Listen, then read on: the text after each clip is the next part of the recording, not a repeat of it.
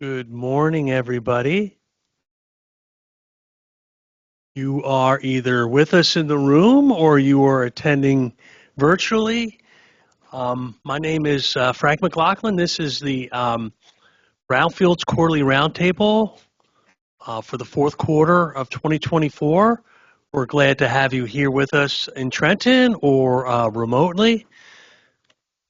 We have a long agenda that is going to go from now until 12. We're going to have a break for lunch, and then at 1 o'clock we have a special session regarding our Hazardous Discharge Site Remediation Fund grant program.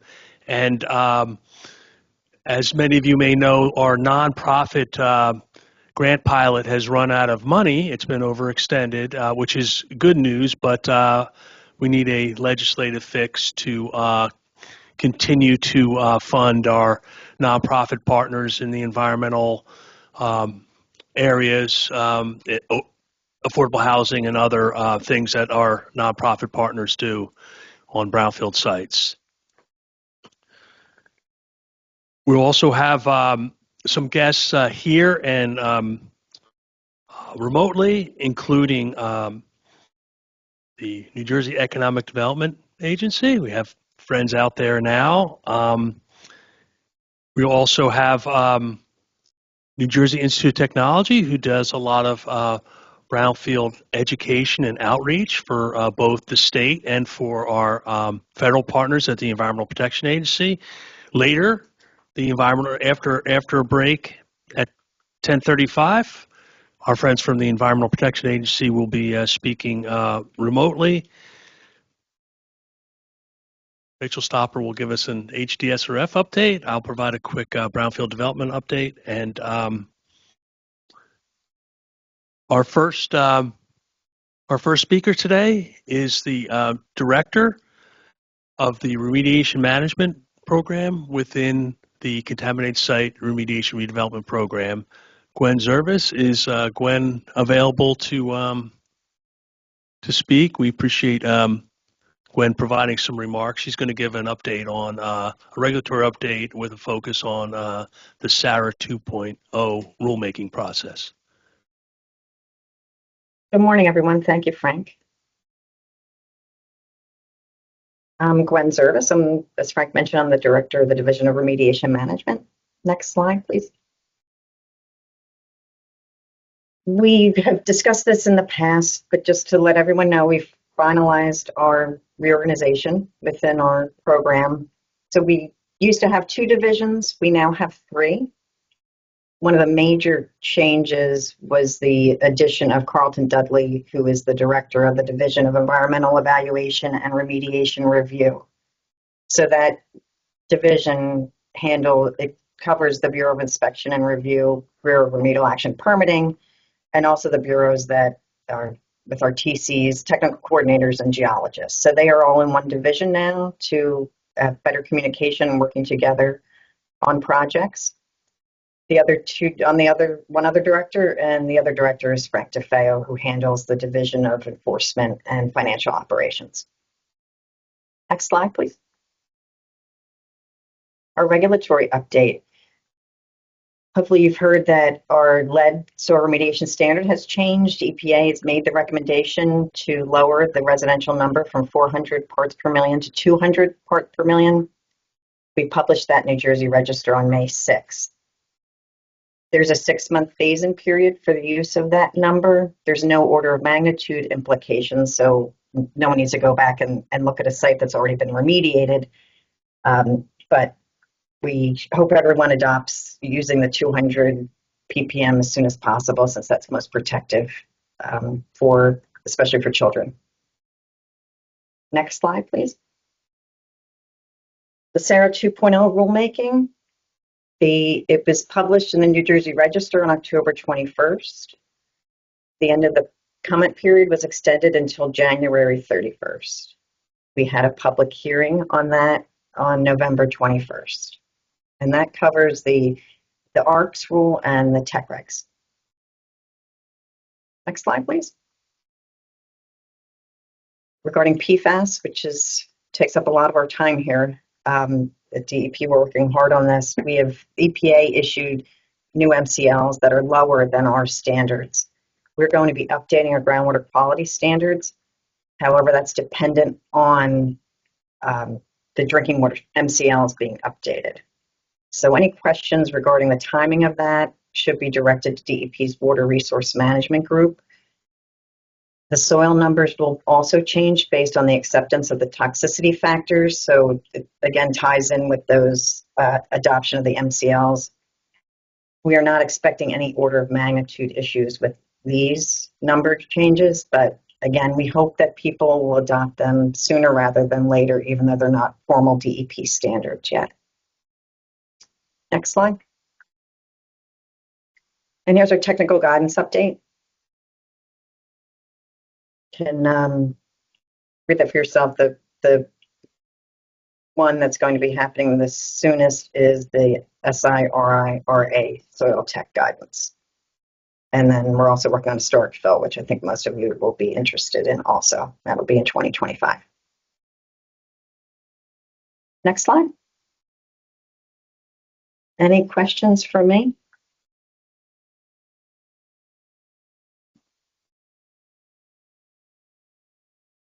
I don't see any hand raised in the audience here. Are there any virtual questions?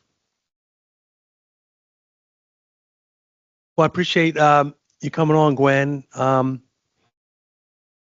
Okay. We will. We're going to have an open discussion period about 11. Time did Rachel hold? Oh, 11:25. So we can have discussion about any issues for the municipalities and our other friends in the redevelopment community. Okay, Next speaker thank you. is, thank you, Gwen. Our next speaker, Rachel Stopper, who coordinates our hazardous discharge and site remediation fund program. Rachel? Okay, thank you, Frank. So hello, everyone. My name is Rachel, and I'm an HDSRF coordinator in the Brownfields office. And I just want to provide a brief update regarding the fund. So right now we have 2 full-time HDSRF coordinators and 2 part-time. The amount of funding that we have available right now is just shy of 70 million. So we are very well funded at this time. I should note that that amount does not include any recommendations that might be pending at the Economic Development Authority at this time. Also, I thought since it's the end of the year, I could mention how the program did this year. And as of November 30, we have made 13.7 million in recommendations to EDA. That does not include a quick recommendation from yesterday, which actually bumps us up over 14 million. So I think by the end of the year, we will have made recommendations totaling about 15 million, which is very good, considering the fact that in the past, maybe our annual allocation was only about 10 million. So we're really happy that we can make recommendations in that amount. I thought I would go over a breakdown of what our recommendations were, because this was interesting to me too. So as you can see, the bulk of the recommendations went to our public entities who were applying for remedial action grants. Now that is not the most number of grants that we gave out, but it's the highest value because those grants typically are more expensive. And if we pop on yesterday's recommendation that I'm thinking in my mind, that's actually about 7 million as opposed to 6.3. Next, and not surprisingly, were our assessment and investigation grants to our public entities at 5.7 million. Our grants and loans to our private entities was about 824,000. And our assessment and investigation grants, we gave out one of our final nonprofit grants this year, and that was $438,373. And finally, our remedial action grants to brownfield development areas was at 374,000. And so what I think that means, especially looking at the last one, I think that we're really excited about announcing new brownfield development areas soon and being able to give out HTSRF funding to those new brownfield development areas. And I think that also means that we've done a great job giving out HTSRF to our existing brownfield development areas. And thank you. Are there any questions? So one of the take-home messages, we have basically nearly maximized the amount of recreation conservation grants we're able to give out a year. Yeah, Why don't you explain? to that slide. I can talk about that. So the first line there, the 6.3 million for RA grants to municipalities. So that covers 3 grants that are available to municipalities every year. So there's $10 million a year for all applications for affordable housing, recreation conservation, and renewable energy. And we actually are very close to 10 million. The 10 million runs throughout the calendar year. And in December of 2023, we did have a very high amount. I think that was a $3 million grant that didn't get approved until this calendar year.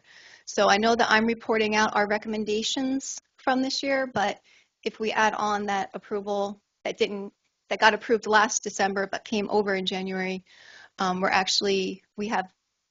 think we have about $30,000 left over of that $10 million. So we have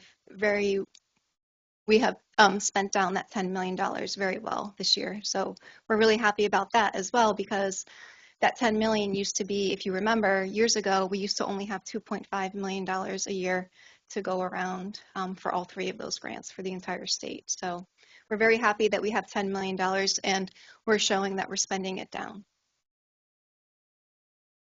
Go ahead, Michelle. Will you just announce your name so people virtually can... Hi, Michelle. With what company? Hi, I'm Michelle. I'm a Sagittarius. Question, thank you. Question I had was when, with the annual allocation limits, when does that clock hit? Is it when DEP approves it or when EDA approves it? That's a great question. So it's when EDA approves it. It doesn't have to go to closure. It's when EDA approves our grant. So when DEP makes a recommendation to EDA, there's a few steps at EDA where they initially have to approve the grant and then they close on the grant. In order to make that time frame for it to count for the calendar year, we only have to wait for EDA approval, which can happen very quickly now that our recommendations don't go to the board anymore, and the manager over at EDA can approve our grants through delegated authority, so it can happen very quickly. So it's just approval, Michelle, that we need to wait for and not closing at EDA. You're welcome. Yes. Marty McHugh, GES. I'm a Virgo. It's probably a dumb question, but can you give an example of one of the projects for the recreation and conservation grant award? I'm going to pass that to Rachel. Sure, I can think of one. Trying to think. I'll jump in, Rachel. Yeah. One example, Marty? Yeah. One of my favorites is our largest soon-to-be renewable energy projects funded by HDSRF. It's called National Park Landfill.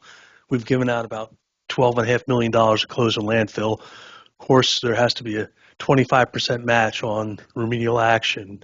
If people don't know the town of National Park, you could drive by it. If you blinked a few times, you wouldn't see it. Right. It's got a municipal budget of less than $1 million a year. So how does a small, teeny town close a 53-acre landfill with frontage on 2 tidal creeks and all the permitting and leachate and other stuff? Well, we found a partner who actually imported some soil for the 25% match. Not only is the landfill now closed, we're waiting for a solar installation now, but the landfill is closed. And when the solar is producing moving electrons, they will the township will have enough money to maintain the landfill indefinitely with energy production. So not only do we find funding to do the capital project, but also the long-term O&M is being handled by the energy generation. So that's one of my favorites. We have so many open space projects that we could brag about. Are they doing something like they did at Kramer Hill, or is it open recreation, or not that one? There's going to be some minor access. There's threatened endangered species there, so we had to limit the amount of public access because of eagles and other things. So that was the permitting challenge we had with that one. Is not unique to the National Park landfill. Rachel, did you want to mention one of your favorites? Yeah, I'm trying to think of one that has been completed, and I can't think of one right now. We're giving out lots of money for these projects, but they're all nearing completion, but not quite complete yet. Gotcha. I'll let Michelle speak about one in Camden where there was just some. What's that? Okay, well, you can speak with anyone you want. Yeah, a good one is Berry Lane Park in Jersey City. That was they amassed, I think, 13 different properties that were all industrial, and now it's this really nice park. Part of a greenway goes through it. There's soccer fields. There's a spray park. I mean, it's a really huge community asset. It's the biggest park. I think it's like 14 acres that was developed in recent time in Jersey City. So, because that was not in a BDA. It was not, I mean, that was straight up Parks and Rec. I would say along the line, another early one like Berry Lane Park in Jersey City was Nat Turner Park in Newark, one of our first large, close to 10 acres in Newark, which has been studied as one of the cities in the country with the least amount of open space. So our partner there was Trust for Public Land, among other local stakeholders in Newark. So that was kind of one of our early favorites. One of our retired Brownfields practitioners, Steve Key Hayes, did that project many years ago. We have an online question from Kaylin Bruno. If you could unmute yourself and ask your question. Kaylin, we can hear you a little bit. If you can speak up as much as you can, we're trying to change the volume on. Oh, okay. Yeah, That's a little better. I was just curious about the performance of those projects that you recommend to the EDA versus what's actually awarded. Okay, so we make recommendations to the Economic Development Authority, and I think, I can't speak for EDA, but I do think a majority of our recommendations do get approved once they're at the EDA. They might get approved the same year, it might be the following year, but I think most of our public entity grants do get approved over at the Economic Development Authority.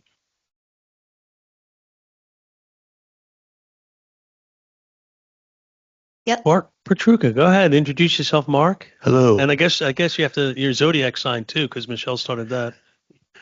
Mark Petruka, Haley and Aldrich, LSRP number 573898.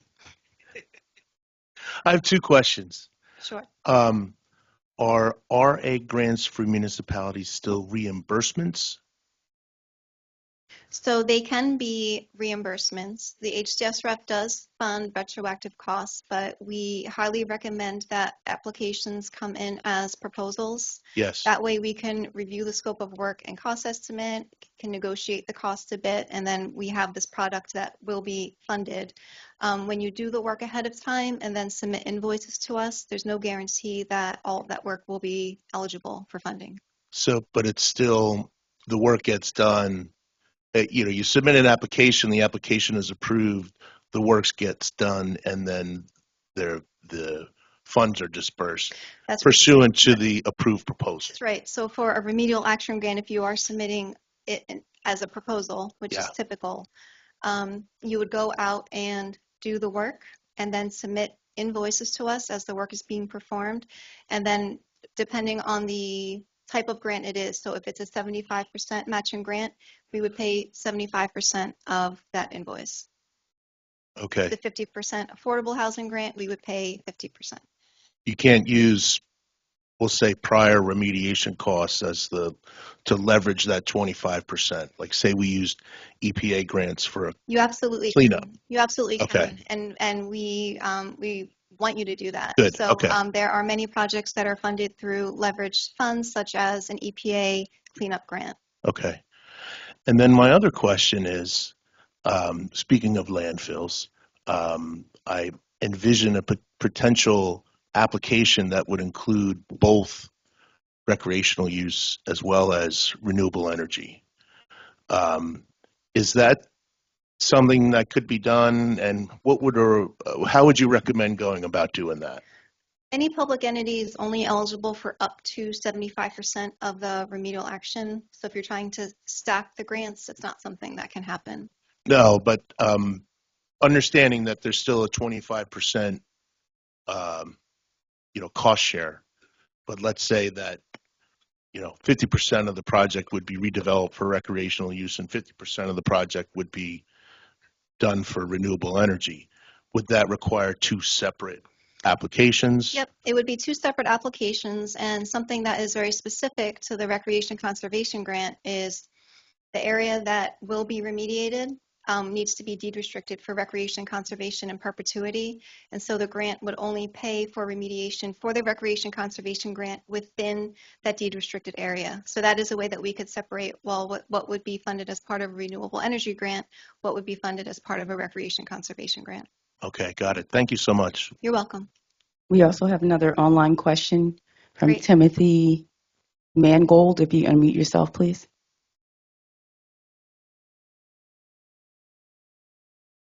Yes, good morning. I ended up typing it into the chat too, but this was about the conservation and recreation funding.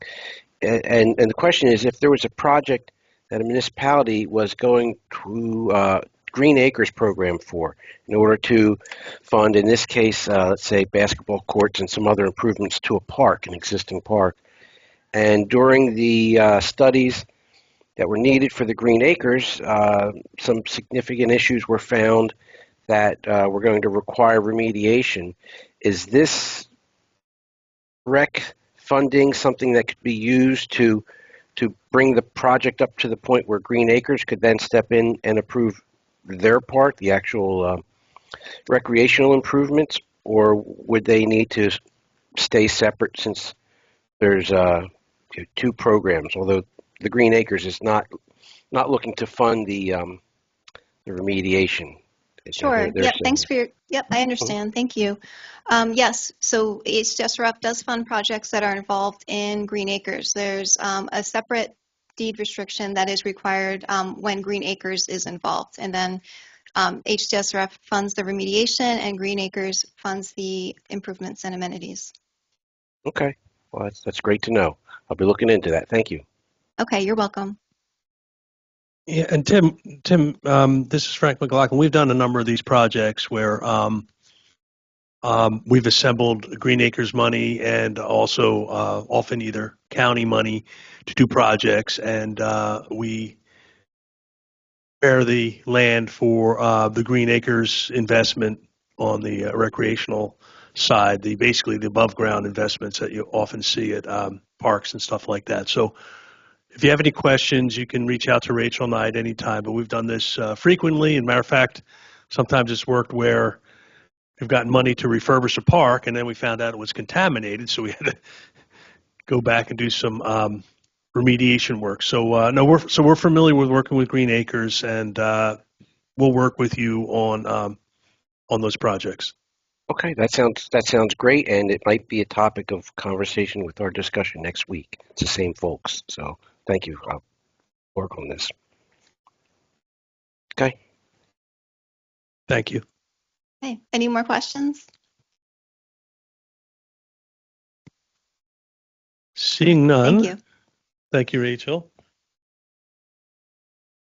Our next speaker is the new executive director for the New Jersey Institute of Technology. They call it the Center for Community Systems. We like to call it our Brownfield Education Outreach Group. And so Sean's going to give an update on the things that NJIT can do for our Brownfields practitioners. Sean?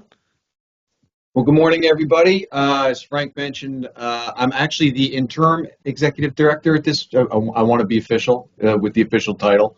So I am interim at the moment. So I'm going to give you a little bit of an overview of some of the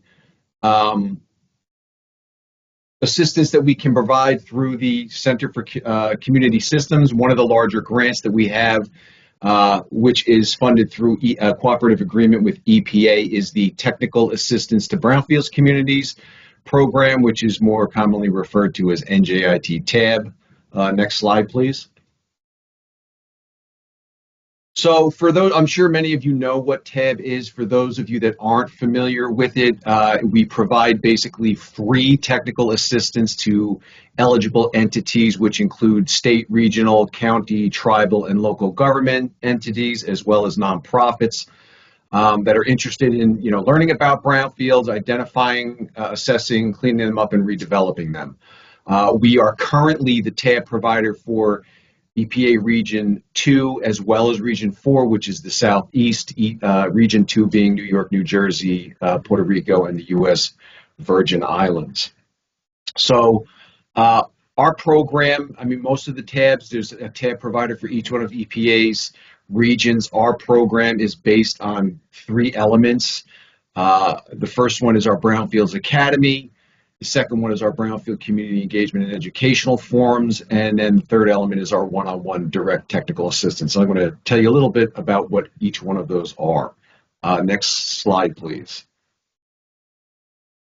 So that's a picture of me.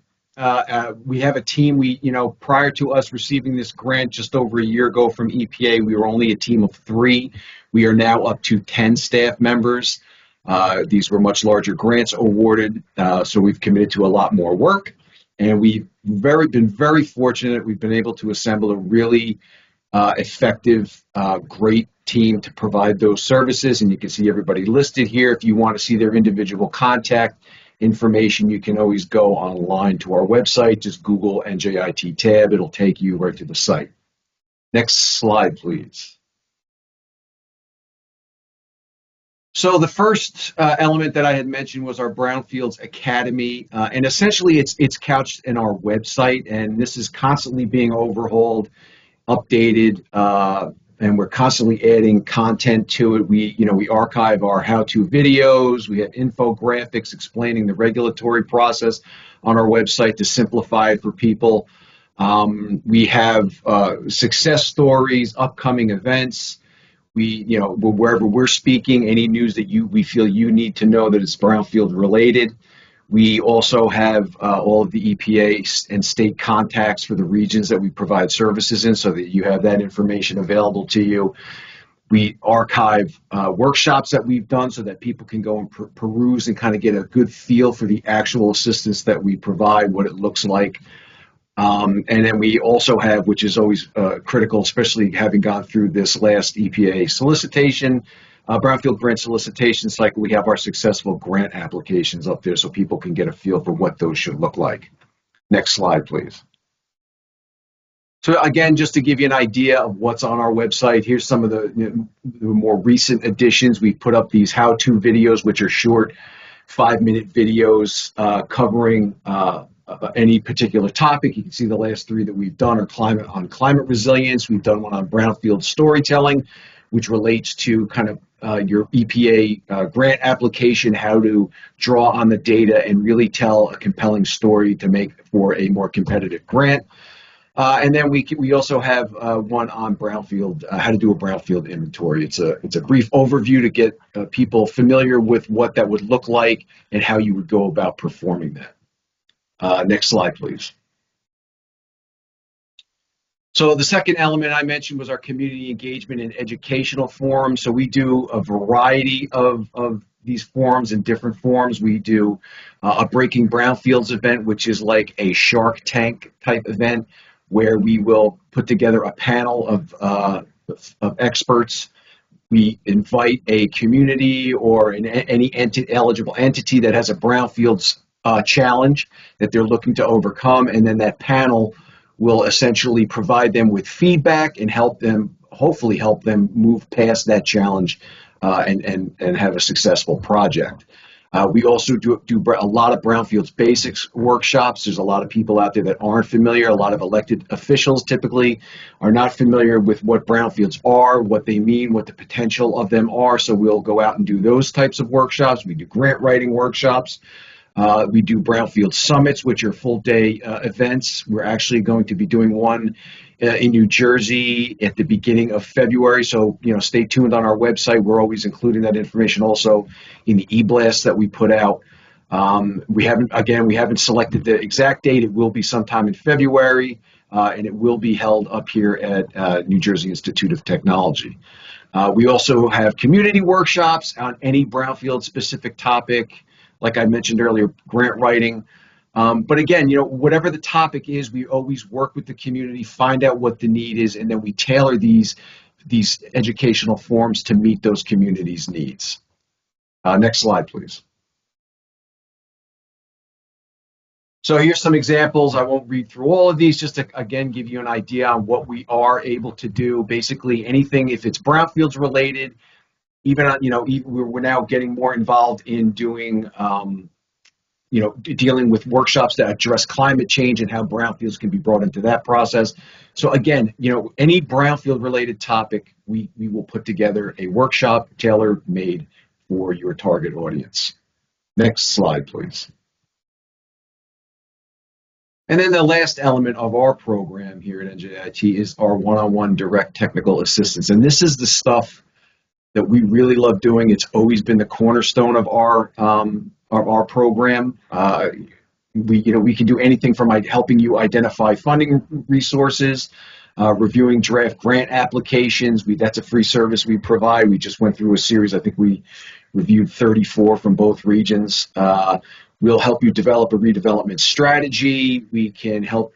We'll participate in the consultant selection process. I know a lot of people are they're not comfortable or familiar with that process. We'll help you develop your RFP, review your RFP, and we'll participate in the selection process as well if you so desire. We'll provide you with guidance on developing brownfield inventories and how to prioritize your brownfield sites. So basically anything brownfield related. The only thing we don't do, and you're not going to ask us to come and do things that you would typically hire a consultant to do. So we're not going to go out in the field. We don't take samples. We're not going to analyze samples. But if you have a consultant go out and put together a phase 2 assessment for you, and you're looking through the report, you don't understand what it means, you can submit it to us, and what we'll do is put it in layman terms for you so that you understand exactly what's going on. And again, anything brownfields related, we can get involved in. Next slide, please.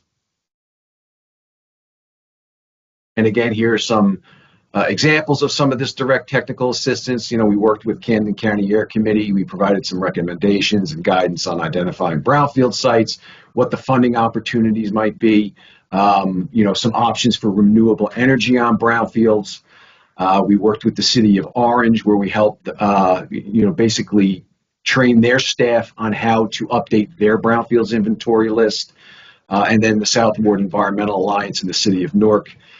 We help them strategize programming, develop a target audience, and identify community locations for brownfields education workshops, geared towards the city of Newark's nonprofits specifically. Next slide, please. So this is the contact information. Again, if you want to quickly get to our website, you can always just Google NJIT tab. It'll take you there. We're on LinkedIn. We're on, I guess it's Twitter or X now.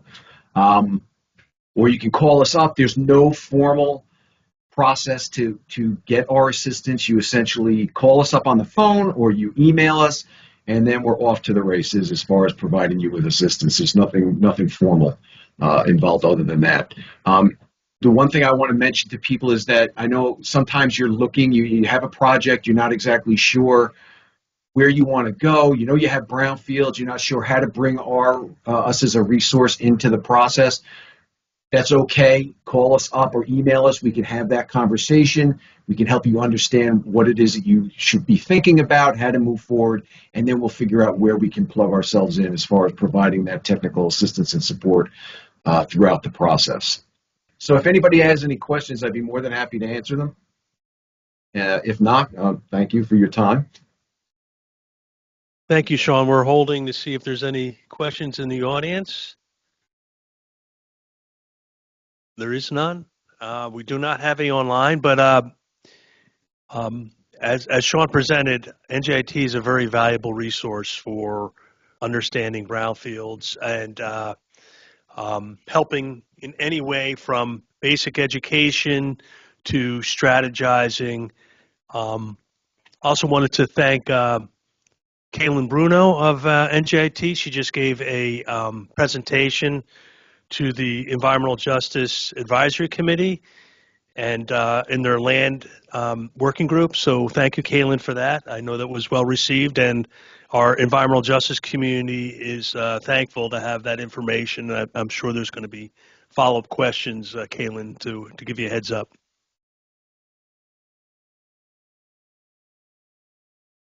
So her slide is up there, so I don't want to slow down Barbara from our friends from the New Jersey Economic Development Authority. Barbara, would you come up, and you can go to the podium or you can sit comfortably up here, whatever your pleasure. Right. So I'm going to give you an update on the NJEDA Brownfields Redevelopment and Incentive Program. I'm Barbara Vadney. I'm a team lead in Brownfields Incentives at the New Jersey Economic Development Authority. And today, Elizabeth Limbrick is here today also. She's the director of this program that I'm going to be talking about, and she's director of the Brownfields and Sustainable Systems at New Jersey Economic Development Authority. We like to call Brownfields Redevelopment Incentive Program BRIP for short, so if I mention it as BRIP, you'll know what I mean.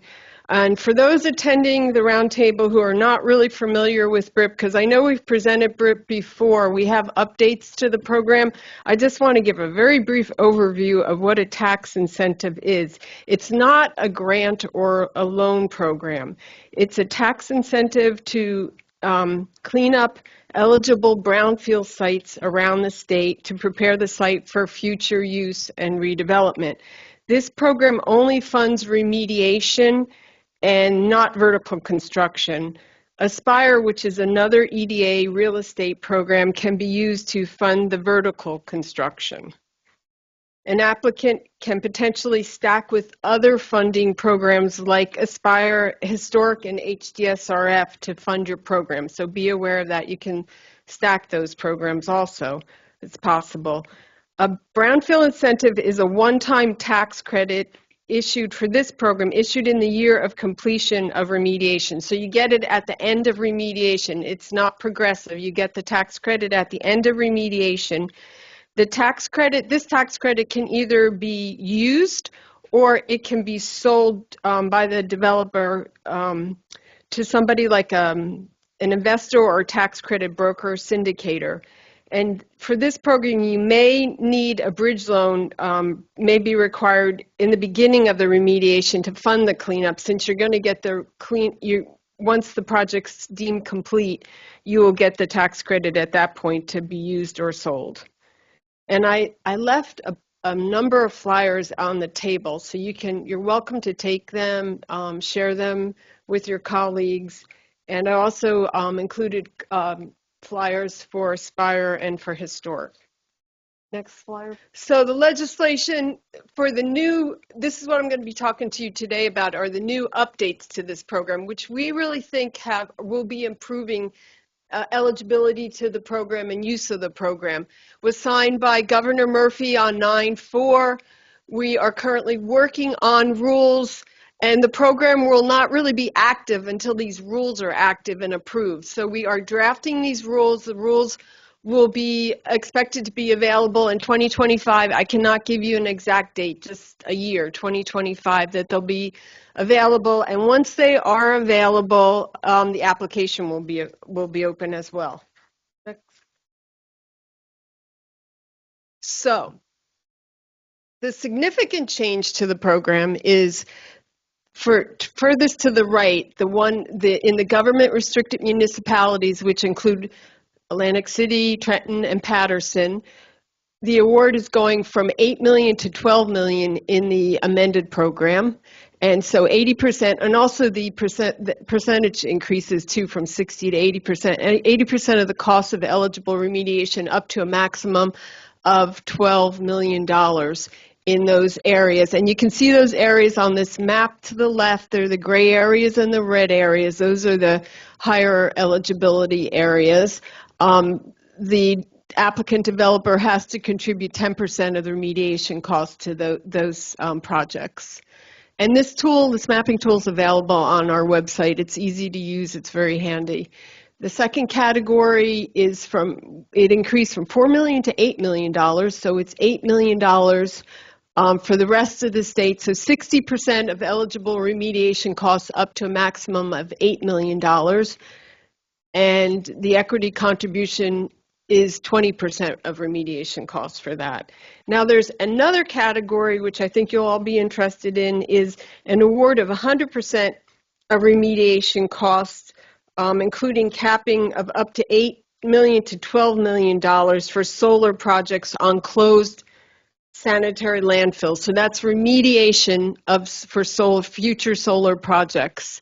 And it's 100% of remediation costs from $8 million to $12 million, depending on the location of that site. The other key changes to the program include, there's a broader definition for brownfields. It includes real property. The original program was just for commercial and industrial. This is for real property. And applications will be rolling in the new program rather than a competitive program where you only had, when the window opened, it might have been a 90-day window and it closed. That was the period when you could apply to the program. But for this amended program, you can apply. It's going to be a rolling application. So you can apply when you're ready to apply for the program. It expands eligibility to include developers that did not discharge, allowing applicants to own the site. So you can own the site as long as you're not the discharger of the site. It adds limited exceptions for starting remediation before applying if ordered by a government official with jurisdiction of the brownfield site or certified by an LSRP to correct or prevent the spread of health, safety, or other hazard. And another feature is project financing gap. You do not have to prove a project financing gap for projects that are less than $5 million or in government restricted municipalities. And like I said, the amended rules will address these changes and they'll be coming in 2025. So what activities are eligible? Remediation activities from investigation through remedial action, which includes demolition and disposal of the structures, asbestos abatement, contaminated paint and wood removal, and infrastructure remediation. Also, prior environmental assessments and investigations within 24 months of application submission. Next slide. And also, it includes improvement and capping of landfills. That's a significant one, too. Next slide, please. Okay, ineligible activities. It doesn't pay for vertical construction, like I mentioned earlier on. That's an Aspire program. It does not pay for property acquisition, financing fees, legal fees. Tax incentive consultant fees would not be included. However, environmental consultant fees are eligible for this program. EDA fees, costs prior to application, unless it's that condition that I mentioned prior, and prior environmental studies and surveys incurred more than 24 months from submission of application. Next slide, please. So the ideal project for this program is really a larger scale remediation or demolition, because it's a detailed application and it's a process. So larger scale remediation for this program. You also want to come in with well-defined areas of concern in order to propose remediation costs that are reasonable, because once you're awarded that amount, that's the amount you're going to receive if you go through completion. you're not going to be able to increase that award amount. So it's important to know what your areas of contamination are. Contractors that are familiar with prevailing wage, that are comfortable, because most EDA programs are prevailing wage, and this one is prevailing wage is required, and support from local government. Next slide, please. Okay, so many of you have used our self-assessment tool for the original program. We will have a self-assessment tool again for this amended program. This tool helps sites and applicants assess eligibility to the program. It's a quick 10 to 15 question true or false survey. Typical questions are, is the project a brownfield, yes or no? Have areas of environmental concern been identified through a preliminary assessment, yes or no? Will you be able to obtain a letter of support from the governing body, yes or no? And with those questions, we are going to be publishing that online on that link above. And if you are interested, or if you're not on our brownfields list already, please send us an email to bftaxcredit at njeda.gov, and we'll make sure to include you on the list to get notification on that. And also, don't hesitate. If you want to contact us to set up a meeting, like a 30-minute team meeting to talk about your project and see if you're eligible, if it would work for you, or maybe if it would work for you, feel free to reach out to that email also, because we'd be happy to talk to you about your projects. Next, please. Okay, and then the final thing I want to talk to you about is our website updates. So the amended legislation from 9/4/24 is on our website. We also have updated program slides. We also have the program flyer. The flyers are out there in paper, but if you get back to your office and you want that flyer, go to the website and download it and print it. Self-assessment tool will be coming soon. We have a great mapping assistant tool, which includes the GRMs, the QITs, plus the BDAs, the existing BDAs, the CCIs, flood zones, redevelopment, and rehab areas. So it gives you a lot of information on your site location to help you with the application process. That's the web address, and our contact information is right there. And you can follow us on LinkedIn or any of these Facebook to find out about this or other programs that are, because there's always, there are a lot of different EDA programs to be aware of. Funding programs. I could take questions now if anybody has questions. Hold on, Michelle. Let me Hey, Michelle. provide this to you. Hi, Barbara. When calculating the amount of the project that is eligible for a tax credit, do you take into consideration contingency? Yes, you can include a contingency amount. Yes, definitely. We encourage that. Is there a limit on the contingency amount, since this is a one We right at the haven't really program? established that, but if it's too aggressive, we would have to pull back, especially it goes through underwriting too. Got it. So, Thank you. welcome.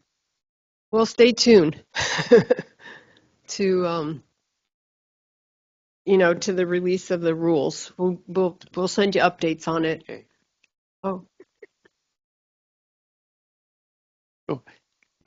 Hi, Barbara. It's Vince. I work here with the Community Collaborative Initiative. That was a great presentation, and I love everything you were saying. Hey, as whenever you go into more detail, I'm looking at the eligibility here, and it says applicants who own the site are eligible for the program. However, ownership is not required. Can you go into that a little bit? Well, as long as they have site access, they might be able to do the remediation. The current program, the amended program is, as long as you're not a discharger, you're eligible for the program. So, yeah, as long as you're not a discharger. So, in the original program, I think applicants, not applicants, but interested parties came that were owners. They bought the property. But under the current, currently you can own the property as long as you're not a discharger, you're eligible for the program. Do we have any online questions? I have a question. Sure. First, a comment. Thank you, Barbara, for the You're welcome. presentation. Just so everybody knows, the New Jersey DEP, my office, does reviews for the scopes of work for the Brownfield Redevelopment Incentive Program applications. Because we have you here, Barbara and Elizabeth, would you maybe describe a project that we funded under the previous legislation, just to give the audience an idea of a successful BRIP project? Sure. This is Elizabeth Limbrick. I can share. There was a project in Elmwood Park that our board approved back in May for this program, and I don't remember all the details of what they were looking to do, but they wanted to clean up the site. I want to say it was less than $1 million worth of remediation that was going to be required to clean up the site, mostly I think soil contamination. Site had been like a former electronics manufacturer for, decades ago kind of thing. And so this money was going to be able to help them get that site cleaned up and then reused and brought back into something productive, which in this case, the applicant had told us they wanted to use it as like part of a construction company, so it would have like office space, but also a place to have construction equipment, lay down area, and stuff like that. Thank you, Elizabeth. Does anybody have any questions? Thank you. This is Dave Marabella with GES. Barbara, I guess just clarification about the existing contamination. If someone buys a property, acquires a property, didn't do the due diligence, and then realizes that there's contamination, how does that fall into the program? Like, they didn't cause a discharge, but they also didn't do their homework, I guess. Yeah. Barbara, I can take this question. So I think that gets back to that question that Vince was sort of asking earlier, which was under the original program, it limited eligibility to anyone who was in any way liable or responsible for the discharge at the site, which when you started to back it out in New Jersey under the Spill Act, even if you did your due diligence, you were actually still considered liable or responsible for the cleanup at that site. Under this new legislation that the governor just signed, that was amended to say, as Barbara mentioned, rather than saying in any way liable or responsible, if you were the discharger or a corporate successor, right? We're still not letting you be eligible for the program. But it got rid of that other piece that you're talking about, so that people who are, really like developers, and you see this in a lot of other states as well, that want to come in and actually take a site that's contaminated and get it cleaned up, can do that now and can own the property and be able to do that. Thank you.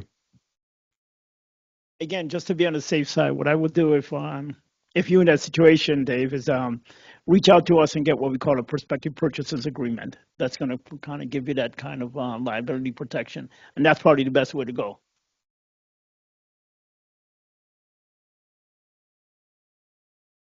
Another quick question. So this is a tax credit program. As you said, it's not a grant program. Yeah. Are you able to pair this with your revolving loan fund to use that to front the money as a kind of intermediary funding source? Yeah.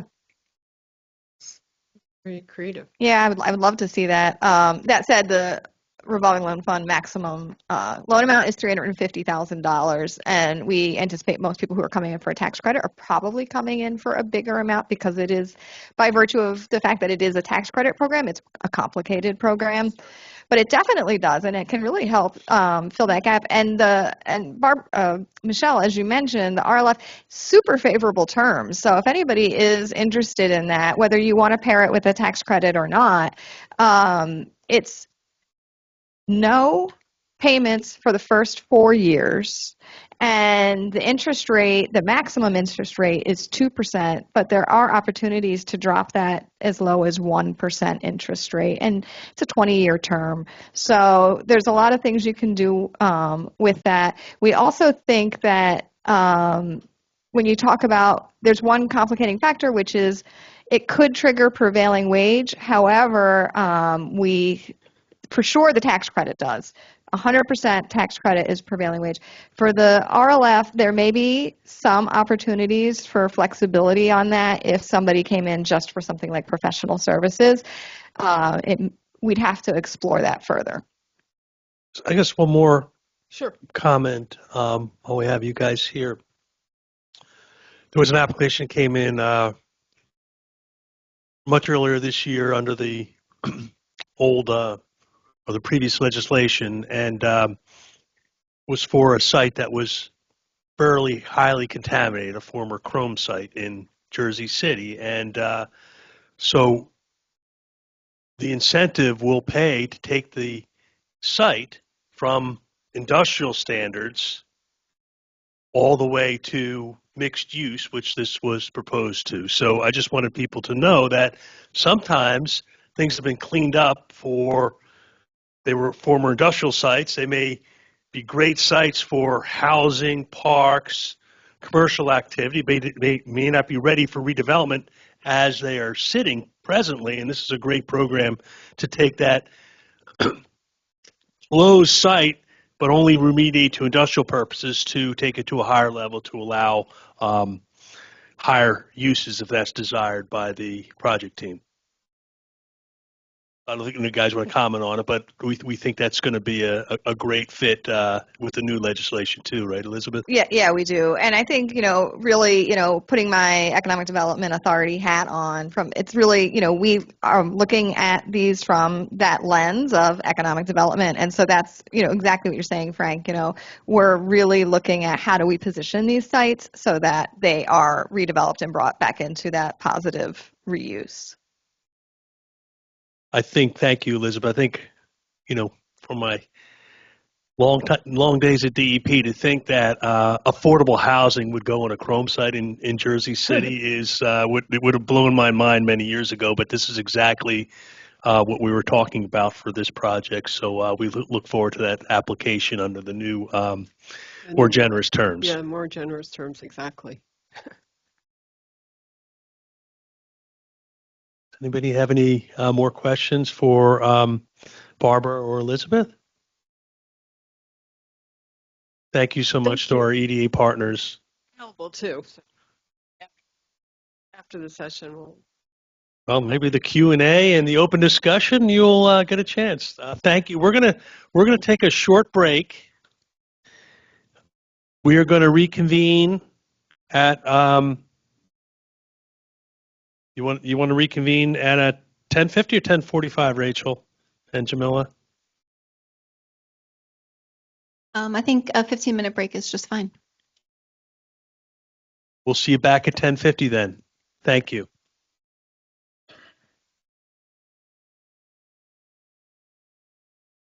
We are going to get back to our agenda. It's 10:50 now. So our next presentation is from our friends at the Environmental Protection Agency.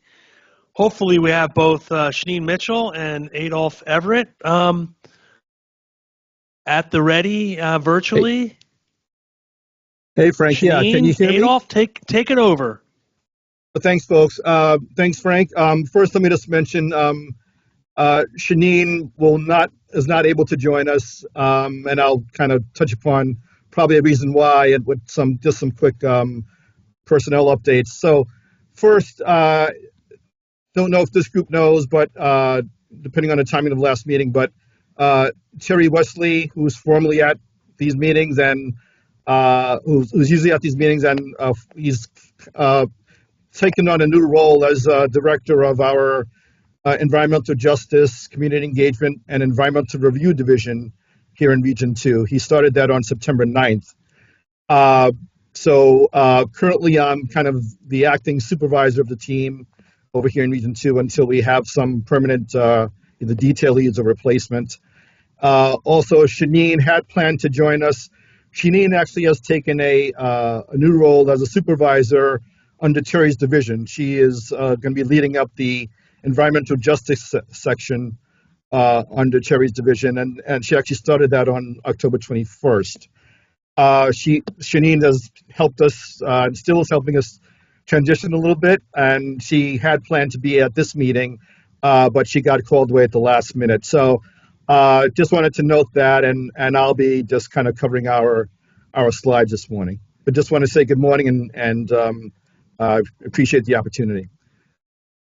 Next slide, please. Great. So I will cover some updates on grant funding and announcements, also technical assistance services.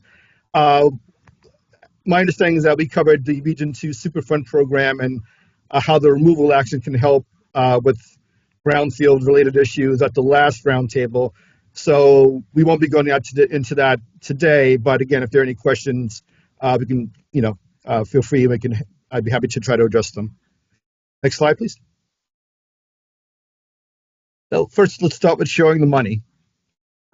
So as far as FY24 and FY25 for last fiscal year, FY24, our project officers are working to award all the FY24 grants that remain by the end of this month. Also for the ARC competition, assessments, revolving loan fund, and cleanup EPA competition for FY25. The deadline to submit proposals closed on ended November 14th. Currently, there's a national panel that's being, that's coming together to review those applications. Also want to note for FY25 that the CERCLA 128A Environmental Response Program funding requests are due by December 13th. Also new this year, states and tribes can also apply for tags on this 128A technical assistance grants. States or tribes interested in doing that, they must provide those applications by March 10th. Next slide, please. So regarding our FY25 Brownfields Job Training Grants program, there should be an announcement coming soon. We're planning to announce on the order of 16 recipients nationally. There were 2 applications submitted by New Jersey applicants. So again, you can stay tuned for that announcement in the near future. Next slide. So let's go to God Help. Just want to give some updates, and these are kind of more on Shanine's side of the ledger, but I just wanted to mention a couple things quickly. Our community change technical assistance. So we have community change grants. Their aim is to support environmental and climate justice activities that benefit disadvantaged communities through projects that reduce pollution, increase community climate resilience, and build community capacity to respond to environmental and climate justice challenges. There was about $200 million provided under the Inflation Reduction Act for technical assistance, and it also includes assistance to provide support for preparing applications for community change grants. Currently, those grants have been selected, and in similar fashion to the Brownfields program, they're starting the award process. Next slide, please. Another opportunity for assistance is what we call TICTAC, Environmental Justice Thriving Communities Technical Assistance Centers, or EJ-TICTAC.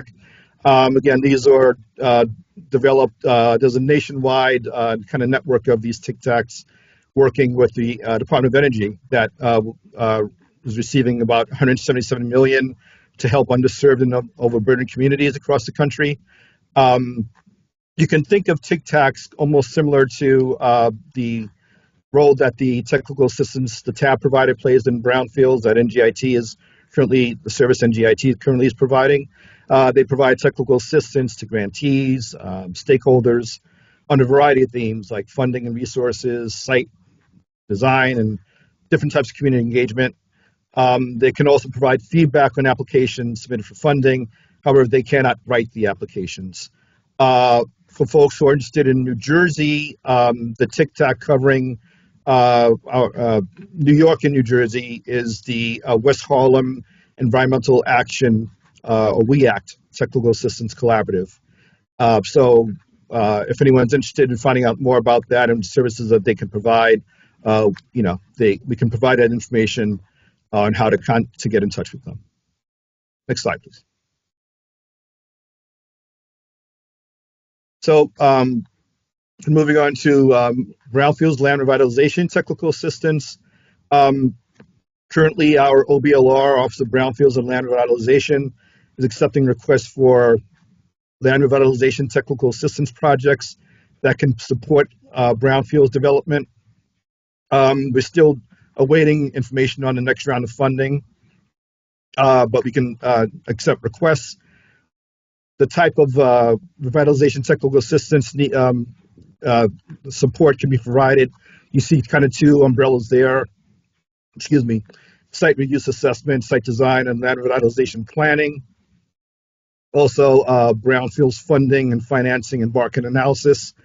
Our contact within the program is Sadira Robles. You see her contact information there. Next slide, please. We also have the Targeted Brownfield Assessment TBA program, and we currently are accepting requests for our TBA assistance as well. Through our TBA program, we help communities understand potential contamination at a brownfield site for cleanup and redevelopment.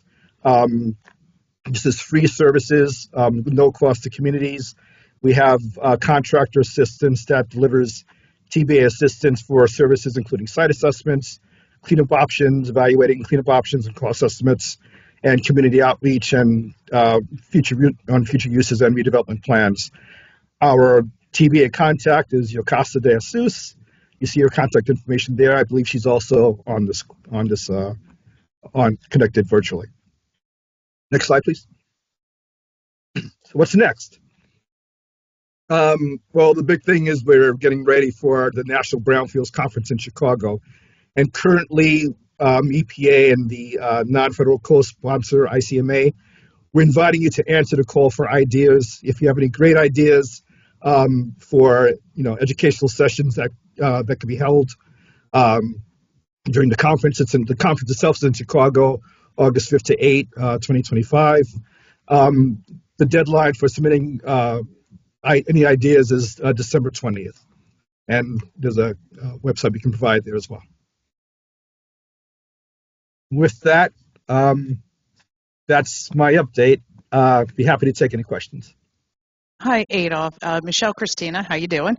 Hi. I wanted to ask if the cooperative agreements are coming out this month, is the performance period going to also be extended by another quarter?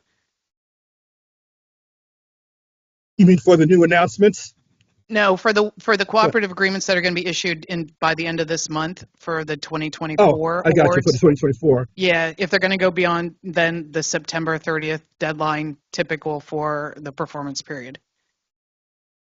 I would say let's talk about that. Each case may be slightly different, so I would say we should probably just kind of talk and kind of confirm what the needs are, and if in fact there's a need to extend it up front, we can talk about that. So I would suggest we talk about that offline, if that's okay.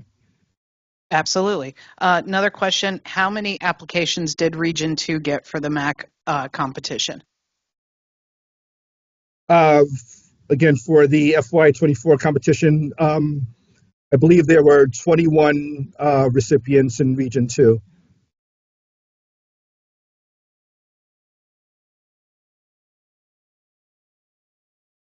And what about this most recent round, the 25 competition? There's not a lot of information out on that yet. Just that I believe the number of applications were comparable, but there's not a lot that we can share at this time on that. Okay.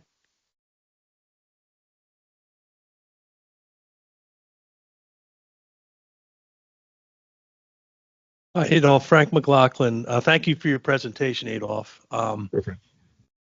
I just wanted to use this opportunity to thank Terry Wesley and Sheen Mitchell for their many years of service with the assisting brownfields in New Jersey.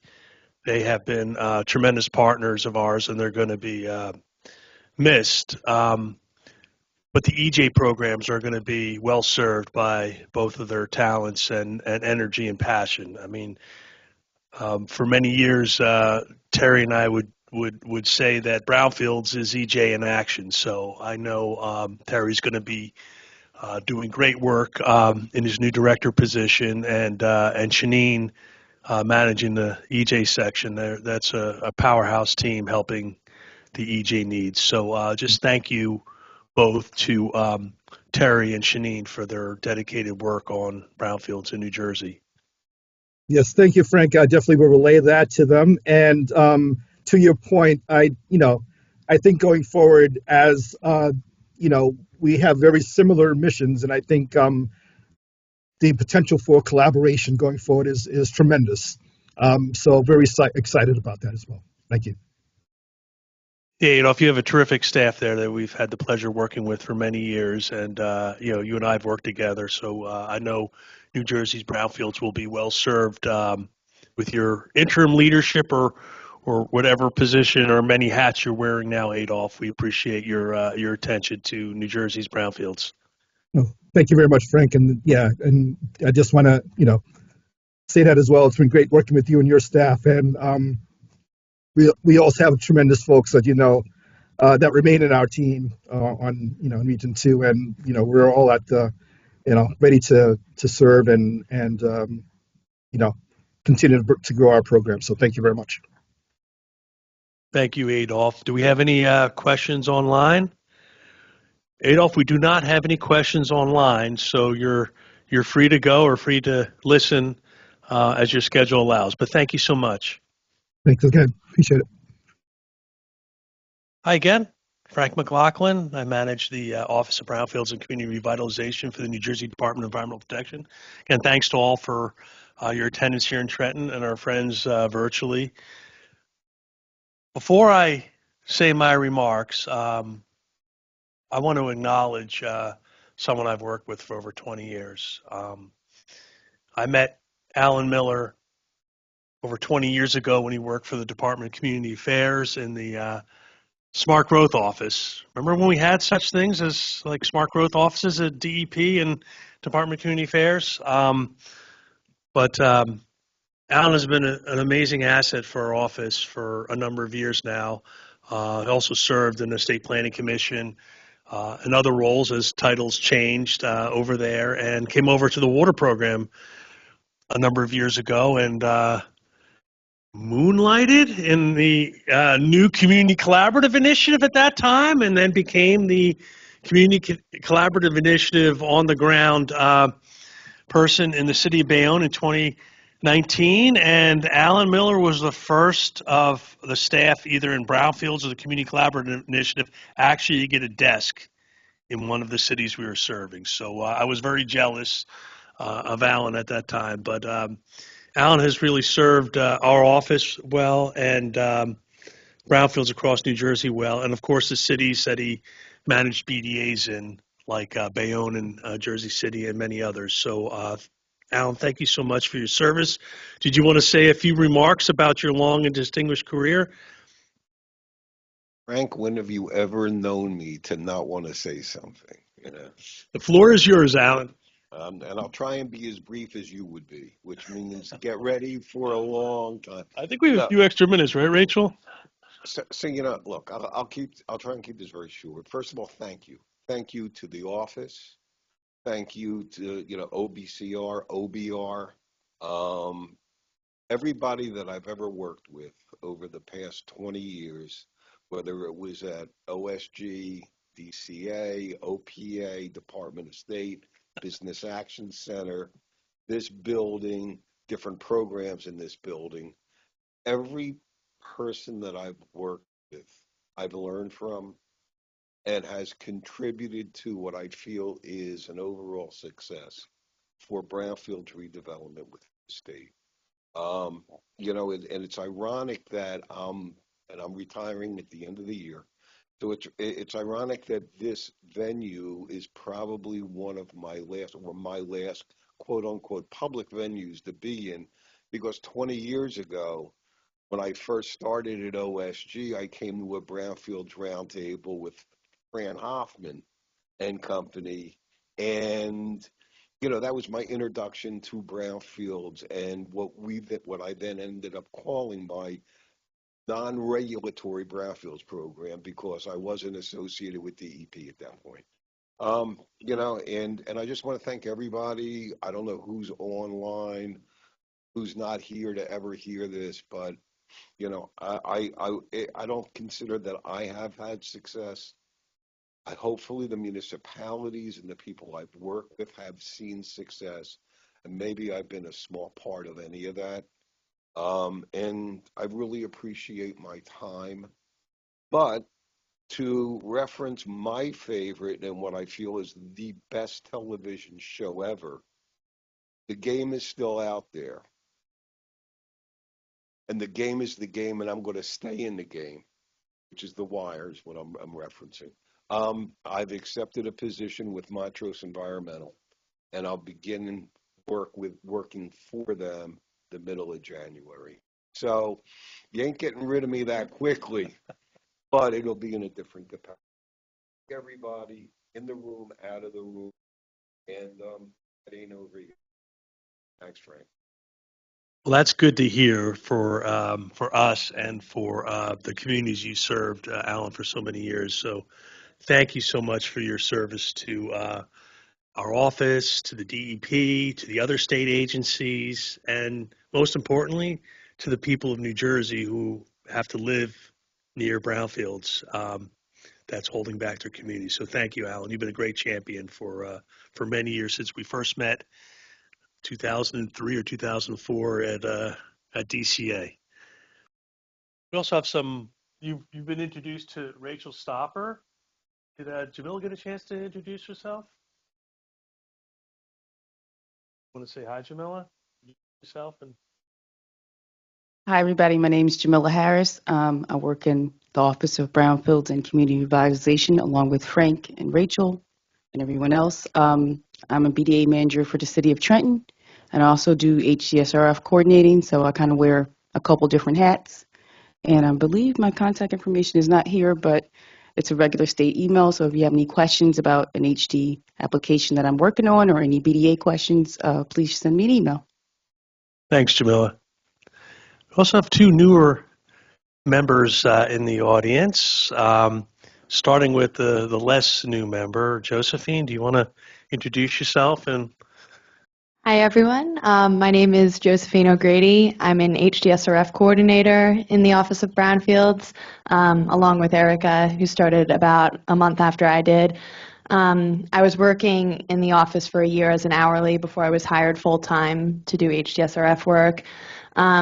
I also help with some administrative responsibilities for the brownfield development areas we have, and I serve on the regulatory committee for the Brownfield Coalition of the Urban Northeast, which is a nonprofit focused on brownfields remediation. Thank you. And she'll soon to be graduate of the Blaustein School, Rutgers University. Yes, yeah, I'm graduating in May with my master's degree. Okay, Erica. Hello, my name is Erica Rosenholtz. I am new to the Brownfields and Community Revitalization Office, along with Frank and Josephine, Rachel, and Jamila. I currently hold a HDSRF coordinator position as well, and I'm looking forward to learning a lot more. I do come from a consulting background, so I do have some previous experience dealing with some of the issues that we come across in our applications, and I look forward to getting to know each and every one of you. Thank you. Thanks, Erica. Also has a master's degree. And Jamila didn't mention that she also does our Brownfield Redevelopment Incentive Program reviews. Next slide. So we heard EDA say a slightly different definition that's in our Brownfield statute. So from a DEP perspective, a brownfield is a former commercial or industrial site that is abandoned or underutilized where a discharge of a contaminant is suspected. Brownfield development area, you've heard that term a few times today. This will be repetition for many of you, but the BDA guidelines are established also by statute in one of the amendments to the Brownfields Act. And I don't need to read it, but there's the definition of the statute. Next slide.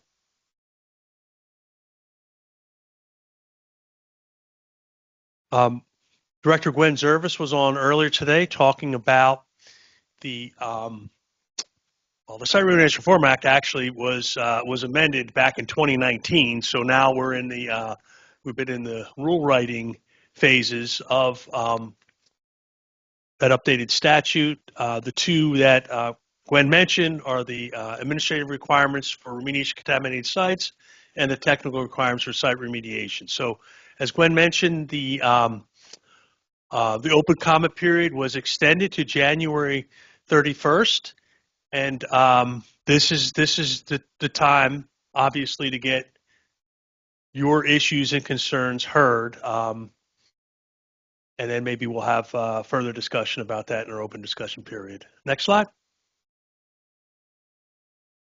So we have we had a terrific response to our reopening of the Brownfield Development Area Program, which occurred, oh my gosh, October of 2023. We had to establish a new application process since it had been so long since we had reopened the program. We received 15 applications for new Brownfield development areas. So we're really happy to have so many applications, and from communities around the state too. And so I thank people like Alan and our staff who spent a lot of time marketing, speaking to community, speaking to LSRPs, and speaking to consulting firms. And so we really are happy with the response we got for the new Brownfield development applications. We expect to announce the new BDAs in a week or two. So we're very excited to be extending our family of BDA communities pretty significantly. So we will be informing the municipalities soon, in a week or two, of the new designations. That will be followed up with some work like executing a memorandum of understanding. So we set a steering committee, which of course could be amended, but we want to have dedicated partners working with us on the outside, and some of you sitting here have been partners in the past, and we look forward to that in the future, and also to set the sites we're going to work on together. And the good thing about these municipalities is now they'll be eligible for $5 million per calendar year for in HDS REF grants versus $3 million for other communities, and there's much more flexible end use requirements within a brownfield development area. You heard Rachel talking about 75% remedial action grants for renewable energy projects, for open space projects, 50% for affordable housing projects. But within a BDA, it's 75% no matter what the end use is. So I think that flexibility, the additional money and the flexibility of being within a brownfield development area can really help these communities at a higher level. And so we're excited to be doing that in 2025. We have about 28 existing brownfield development areas in 26 municipalities. So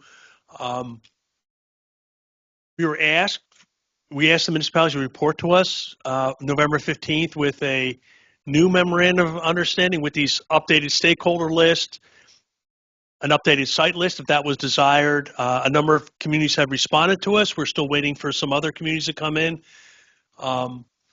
The new relationship will be basically formalized in this memorandum of understanding with the updated stakeholder list and the updated list of sites we're going to work on.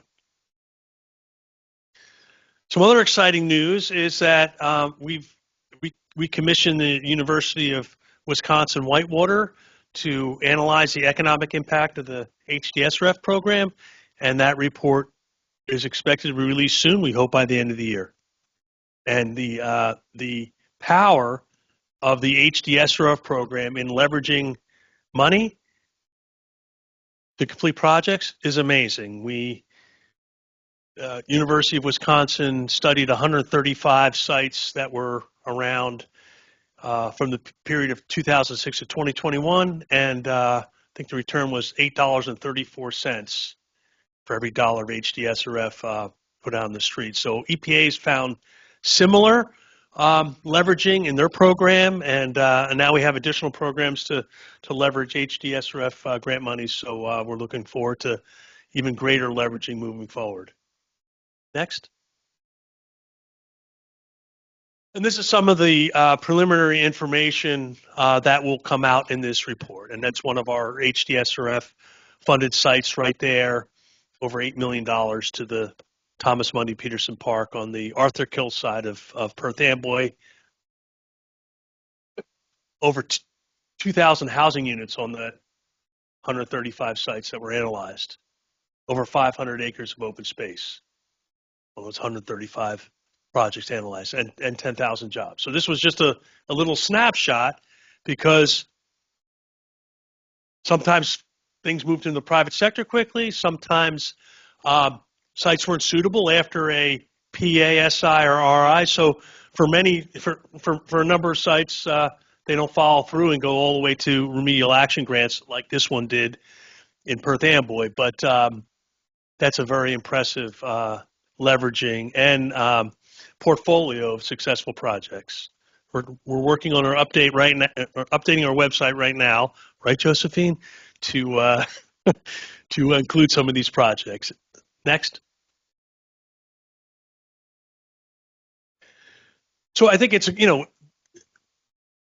we're nearing the end of the year, and I'm glad you've met some of our staff and some of our staff that are moving on. But we've done an amazing amount of projects around the state, and this is just an opportunity for me to acknowledge, even though our website is a little bit dated, all the amazing projects that we did. This is a project that was actually highlighted by the Licensed Site Professional Association, and Elizabeth and I gave a talk up there in June, and the new economy, people want their products the next day or the same day if they can afford it and if it's close enough. And people don't like warehouses behind their suburban development or taking out their woodlots in their communities for these large warehouses that they're demanding by using their money to get these things the next day or the same day. So our program has done millions of square feet of warehouse projects on brownfields. Just in Perth Amboy alone, we have done in the range of over 5 million on brownfield sites. This is one of the projects, the former Sarco site. Tony Finley had another obligation. Tony's been one of our BDA managers since the office was formed in 2003. And this is what the Sarco site looked like in its heyday. But from 1979 until the BDA was announced in Perth Amboy around 2007, it just sat fallow. Well, today, it has 3 large industrial buildings. That's the Outer Bridge Crossing going to Staten Island. So this is much better located from a carbon footprint standpoint than a suburban or Exit 8A or Allentown area warehouse. Probably you get your package a little quicker too if you're in northern or central New Jersey. So this is exactly the projects that we all want to see. This is the smart growth that Al and I worked on so many years ago, putting warehouses on sites like a Sarco. In 2025, Bridgeport 2 will be opening on the adjacent former National Lead site. And unfortunately, Tony's not here to tell us how many million square feet that is and also how many jobs. Perth Amboy wanted warehouses. As a matter of fact, many of their residents don't have cars, and they were taking vans down to the exit 8A area to work in warehouses. So now folks can get home for lunch, get home for their children for school. So this was highly desired in Perth Amboy. I guess the other project that opened warehouses and one of two warehouses and will open the other one is in Palmyra, the opposite side of New Jersey, not far from Philadelphia, right next to literally almost underneath the Tacony-Palmyra Bridge, if you know the Philadelphia metropolitan area about 6 miles north of the city of Camden. Former landfill, 100-acre landfill, and a former 65-acre facility that had unexploded ordinances that HDSRF paid to find and explode. That was kind of cool, actually, to watch your things explode from a distance, of course. And that set the stage for a warehouse that's already completed in Perth Amboy, in Palmyra, and another one under construction that will open in 2025. What's that mean for a little town like Palmyra? Over 25% increase in their tax revenues. Just like we talked about National Park, Palmyra is a beautiful little town, but it's hard to maintain parks. It's hard to hire teachers and police officers. Well, now they get a 25% boost in their ratables. They're getting 34 acres of new open space and trails connected both to the Delaware River and the beautiful Palmyra Nature Cove Center, if you've ever seen it. Also trails along the Pensauken Creek on the eastern side of that facility. I'm sorry I don't have pictures. And 200 units of affordable housing. So not only about 2 million square feet of warehouse space, 25% boost in the ratables, 34 acres of new open space and trails, and 200 affordable housing units. Alan, do you have a comment? Plus, they got all of the remediation. Yeah, they closed the landfill. They got rid of the buried munitions and all that. So, again, that's the power of our HDSRF program over many years, and a township that had a redevelopment plan going back 20 years, and at least about 6 developers came and went because nobody wants to build where there's unexploded ordinances, and landfills are very difficult to build on too. And we had some recalcitrant landowners that there's long stories with that I'm not going to go into, but interesting, you see new warehouses both under the Outer Bridge Crossing in Perth Amboy and under the Tacony-Palmyra Bridge in Palmyra. And this is exactly where warehouses should go. So we're really proud that our office, along with our partners at EDA, who also co-administer the HDSRF program, can be proud of. But we had close to a 20-year relationship with both Perth Amboy and Palmyra. So this stuff is very difficult. The Asarco site and the adjacent National Lead site, some of the most highly contaminated sites in the state. And you heard about Palmyra's challenges with the unexploded ordinances and landfills. So these were relationships of 15 plus years in both communities, and we're seeing the outcomes now. So thank you for indulging me for a few minutes on some of our success stories. Next. I talked about this project earlier, and also the success of awarding nearly $10 million, the maximum in recreation conservation grants in 2024. And thank you to Rachel and Jamila, and more recently Erica and Josephine for helping us to give out $10 million for worthy projects. This is the edge of that National Park landfill I mentioned earlier. And in the remediation process, it is now fully closed and waiting solar installation. And we talked about some of our favorite projects, and I don't want to go into too many more. We just provided a grant, though, to the city of Rutherford in East Rutherford to do a 1.2-mile rail trail. So we do landfills. We talked about some parks earlier. We just provided how much money, Rachel, for the Carlton Hill Rail Trail? And if you don't know, you have a million figures in your head. Don't worry. I know. I think it was around $1 million. So, we're capping an old rail bed and 1.2 miles of walking, bicycle trails in an area that is pretty urban and needs these types of things. And not far from the Essex Hudson Greenway, which is an 11-mile greenway going from Montclair all the way to Jersey City. So we're looking, this is close by, not exactly there, but we're also having conversations with municipalities to potentially connect to that, and also nodes where additional amenities for that amazing future trail will occur. So we want to hear about everything from warehouse projects to rail trails to open space to renewable energy projects. So in 2025. Next. And I've shown this slide before, and thanks to our friends at EPA who've done a number of studies, but with the climate challenges we're having, brownfields only makes more sense because brownfield saves our undeveloped lands, our green fields, our agricultural fields, our woodlots. Every brownfield project actually reduces stormwater runoff. There are new amenities placed, sometimes green infrastructure, a lot of times gray infrastructure, when these projects, when redevelopment occurs, right?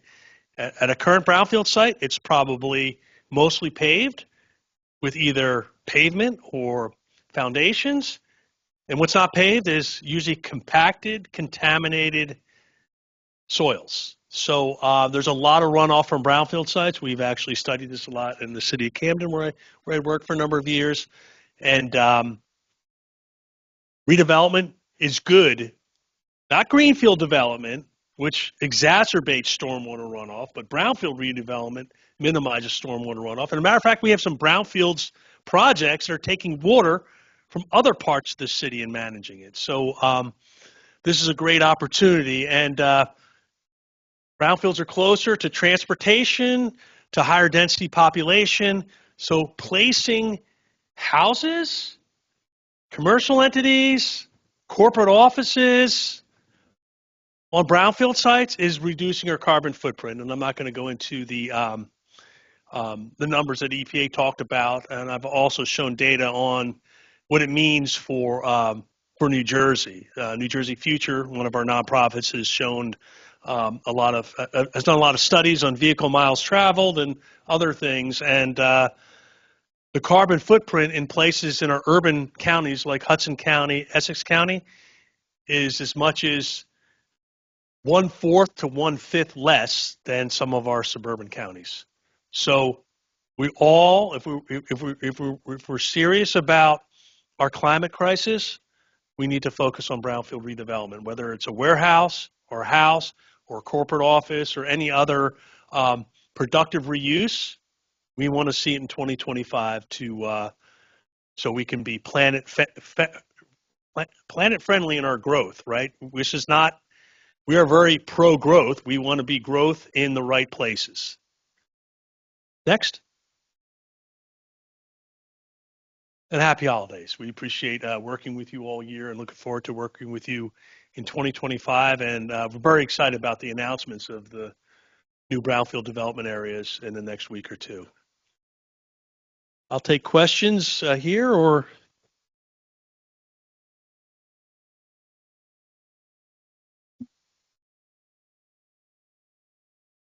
anything. Okay. So then we're going to move on. Oh, Marty McHugh, I almost got away. I hate when an attorney is about to ask me a question. It's always never a good thing. I better grab one of the new DAGs. Go ahead, Marty. Wow. By the way, that's recovering attorney. 10th step.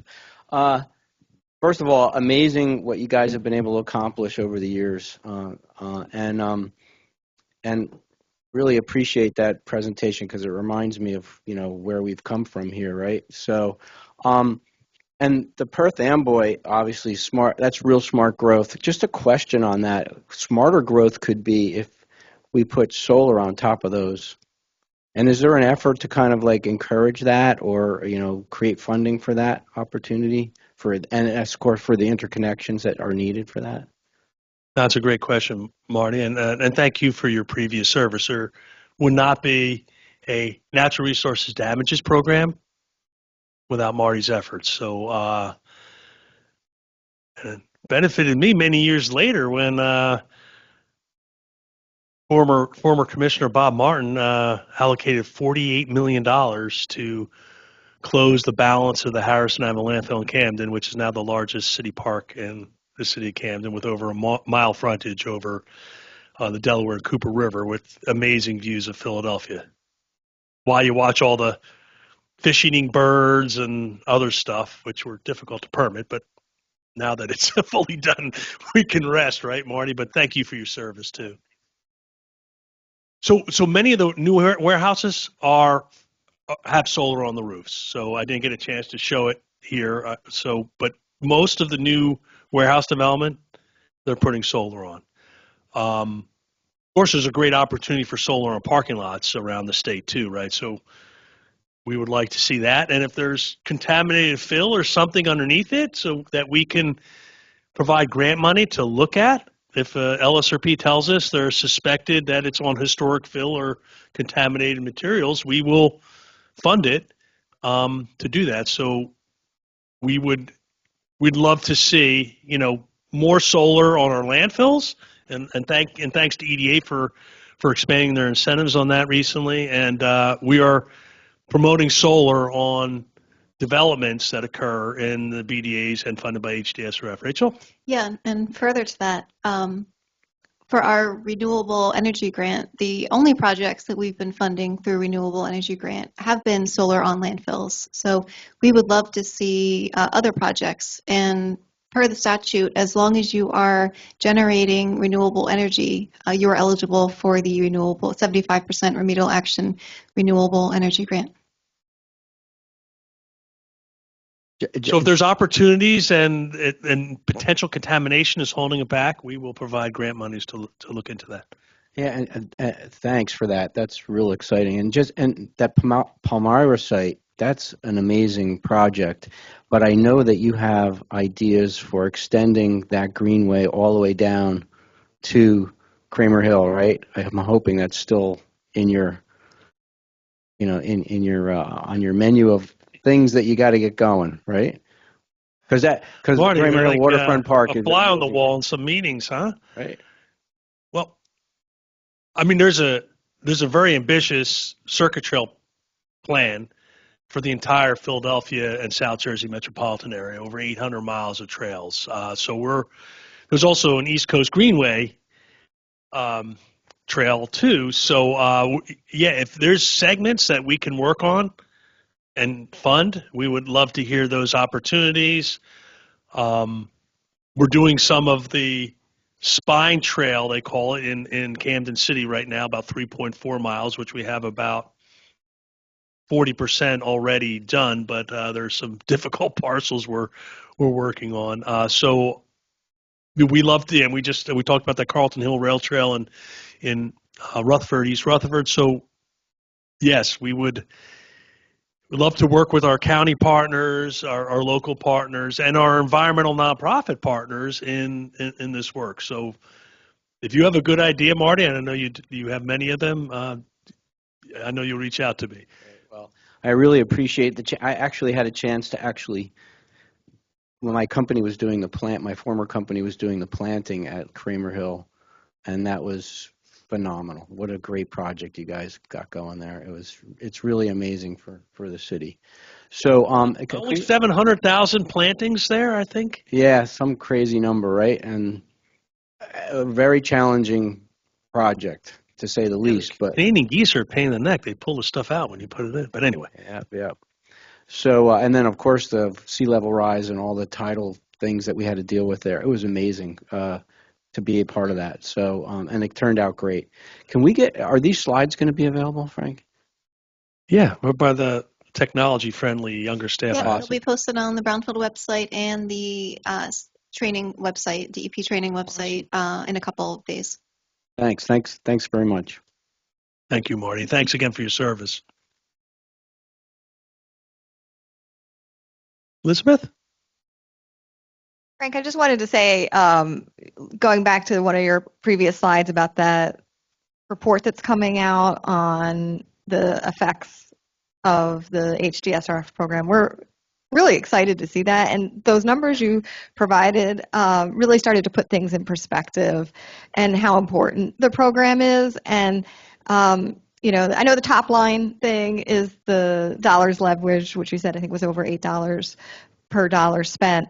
But I also really appreciated those other numbers that you had in there about housing, over 2,000 units of housing.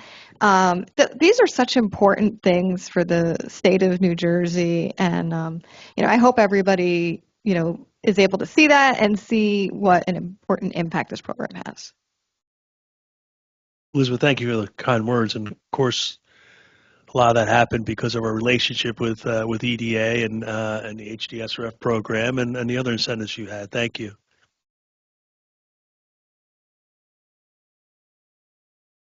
Anything from our online friends?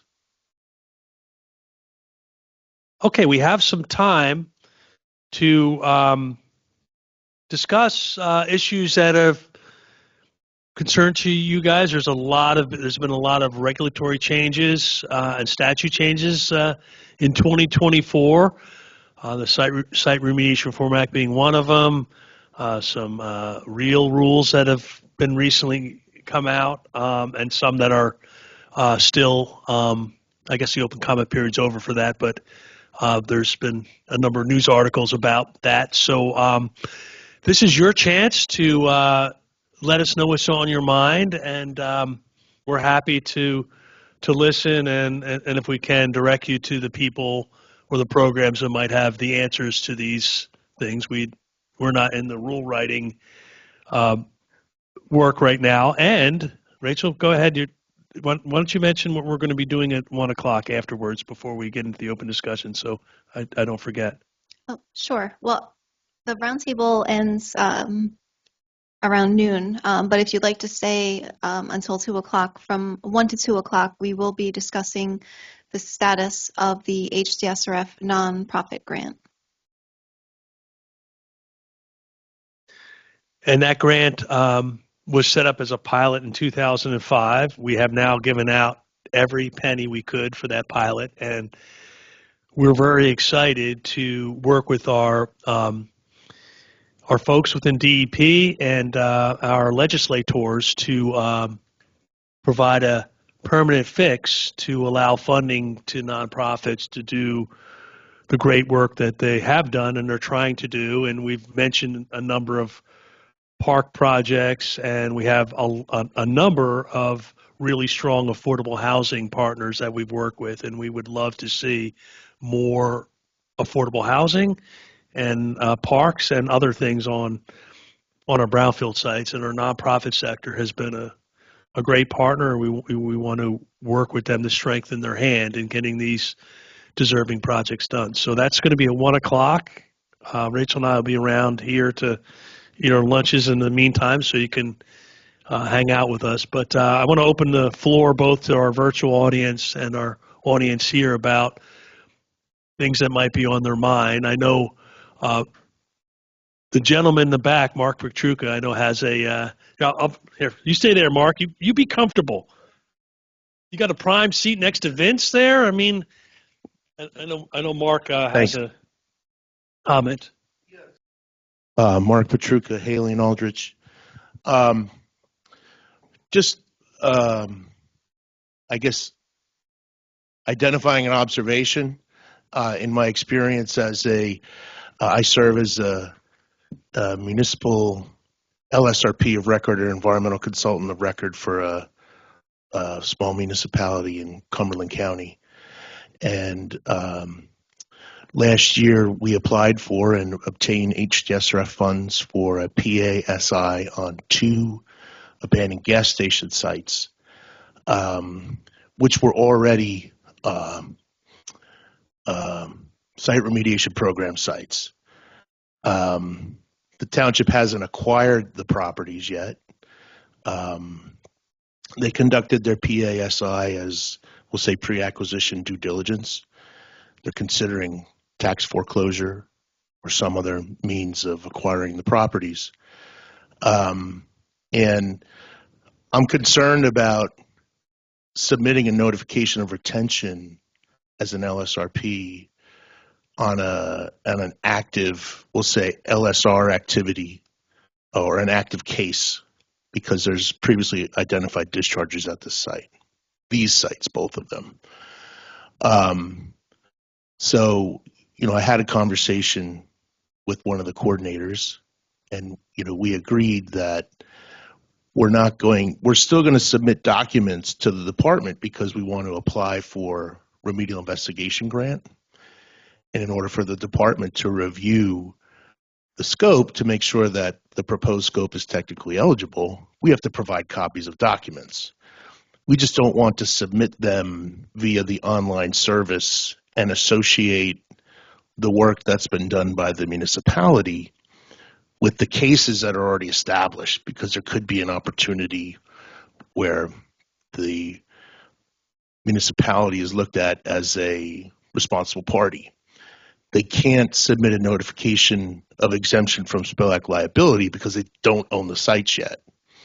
So it's maybe something that we might be able to resolve together collectively with the upcoming rule change. And just kind of throwing that out there. Has anybody else experienced that? Has that come up before? Is that something we could work on together to try to figure out a way to set up, we'll say, a different activity or gray bar? Is that the right word? Yeah, I have one comment about this, and I know that we had discussions in the past. I know there are steps that are going to be outlined in the future for this, but I do believe that at this time you can create a case creation gray bar, and if you have questions about submitting reports through the case creation, you can talk to Rafael Rivera, who's familiar with those steps. Okay, thank you. Yeah, does anybody want to follow up on kind of Mark's concern or issue? Are there LSRPs out there in our virtual audience or anything? Obviously, we want to see these gas stations properly reused, right? So we'll work administratively with our Bureau of Case Assignment and Initial Notice. We've worked very closely with Raphael and his staff for many years. Sometimes the newer brownfield sites don't fit into the existing case structure, so we have resolved those types of issues before, and we'll work to do that here because we want to see productive reuses of these gas stations without the municipality being responsible for the discharge, the known discharges.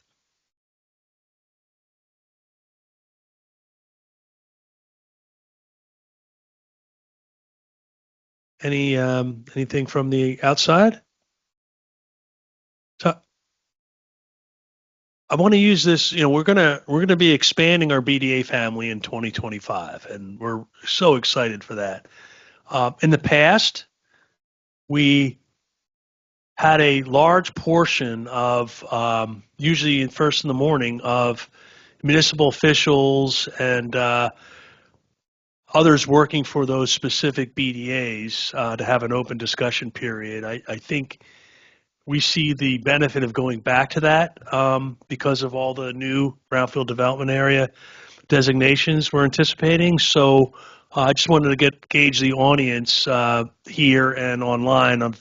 They're thinking for people like Alan Miller and I, who've been doing this for like close to 20 years. I thought those sessions, especially as we increased our BDA family in the aughts, were very valuable. And I know with COVID, we got into kind of more presentation format because we couldn't meet in person. But I think we'd like to see a little more face-to-face interactions with our new BDA communities in 2025. But I want to open it up to hear the thoughts of our partners that we've worked with on this for as long as Al and I have been around doing it.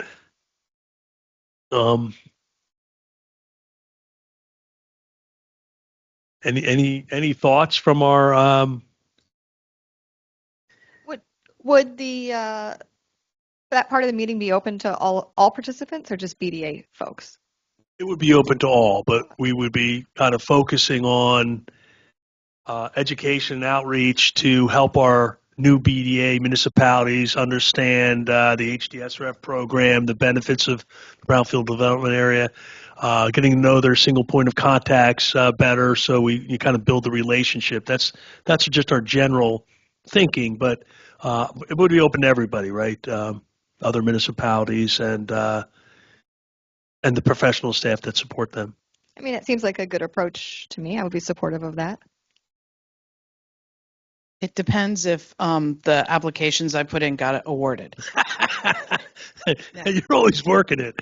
No, I think that would be really good, but maybe like a slight nuance change in format is have it be more of a peer-to-peer discussion, sharing what's working in some communities. If, here's the issues that we're having, how are you guys dealing with it versus, kind of the talking head thing at the, when, everybody's just doing a presentation next, you know what I mean? Like having kind of like a facilitated peer-to-peer exchange. I like that idea as long as it's not our friend Jared Capasso, depressing our new municipalities with the problems with the DEP. No, I didn't say bitch session. Thank you. Like peer-to-peer exchange. A positive working session, right, knowing that there's a lot of impediments, and JR has been astute in pointing them out, but, we want to spend more time progressing, running the rapids and getting over the hurdles. Thanks, Michelle. Do we have any of our outside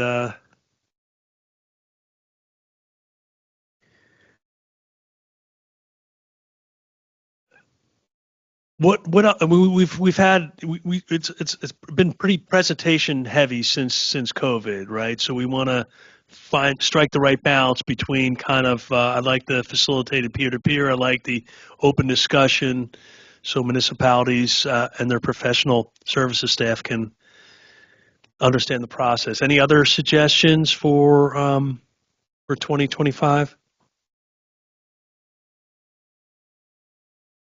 Well, you can email Rachel and I with any suggestions. There's one comment, Timothy Mangold, if you want to unmute yourself with your comment, please. Oh, yeah, it was just that I like the idea of what's discussed, the forum, and having it be LSRPs, helping LSRPs, facilitated by our friends at the department. Sounds good for the future BDA. See, LSRPs helping LSRPs? Yes, of Tim? course. Oh, don't you have an association that does that?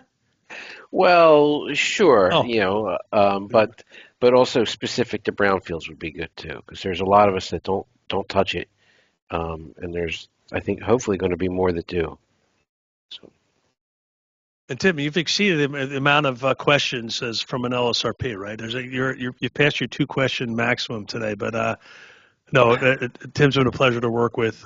Tim's from Pannoni. I don't know if he announced that. I don't know his sign, but I don't really care about the astrology. He's just a good LSRP to work with.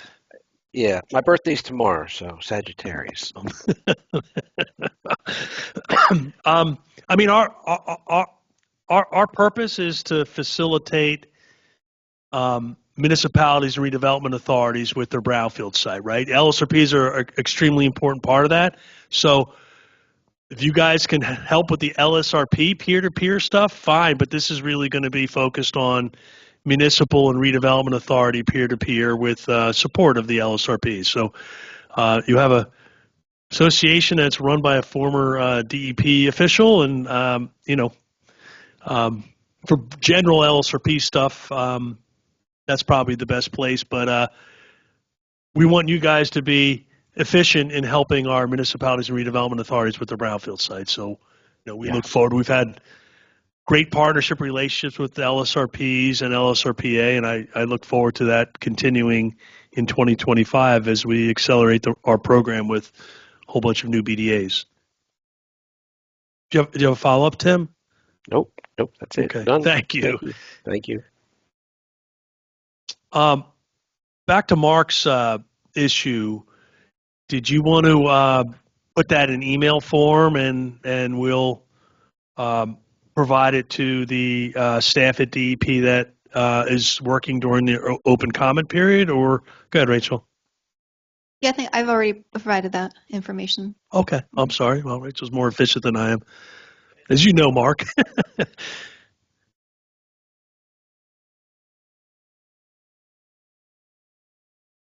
Okay. Great, and then you can, if there's Tim and others who are, focused on the redevelopment side of all that you do, that would be terrific. Yeah, and it's really just an administrative piece. Really, it's not, and again, it's not a complaint. It's not we understand that there are rule changes coming with identification and reporting of discharges and that kind of stuff, even during due diligence. So, all of that, there's a lot of moving parts to it. So we just need to figure out, how those moving parts all fit together so they don't necessarily conflict with each other.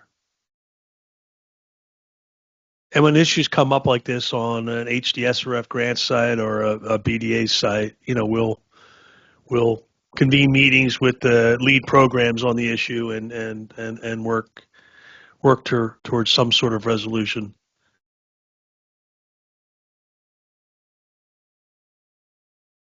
Anything else from our outside partners?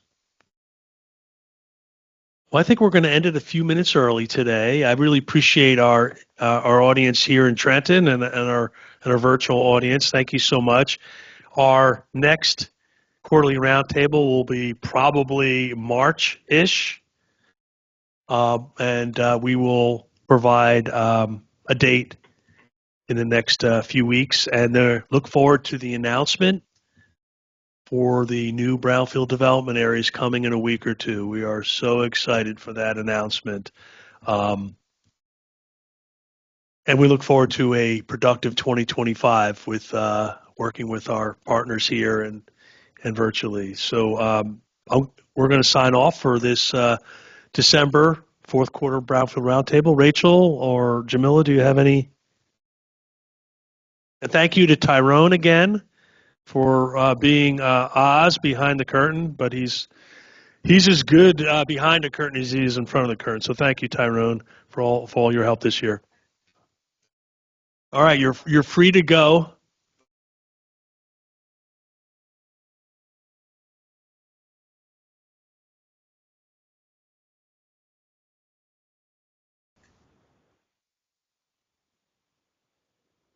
All right. Hello, everyone. And thank you for joining us. I see that there are some people who have joined us online, and I'm very happy about that. My name is Rachel Stopper, and I'm an HDSRF coordinator in the Office of Brownfield and Community Revitalization.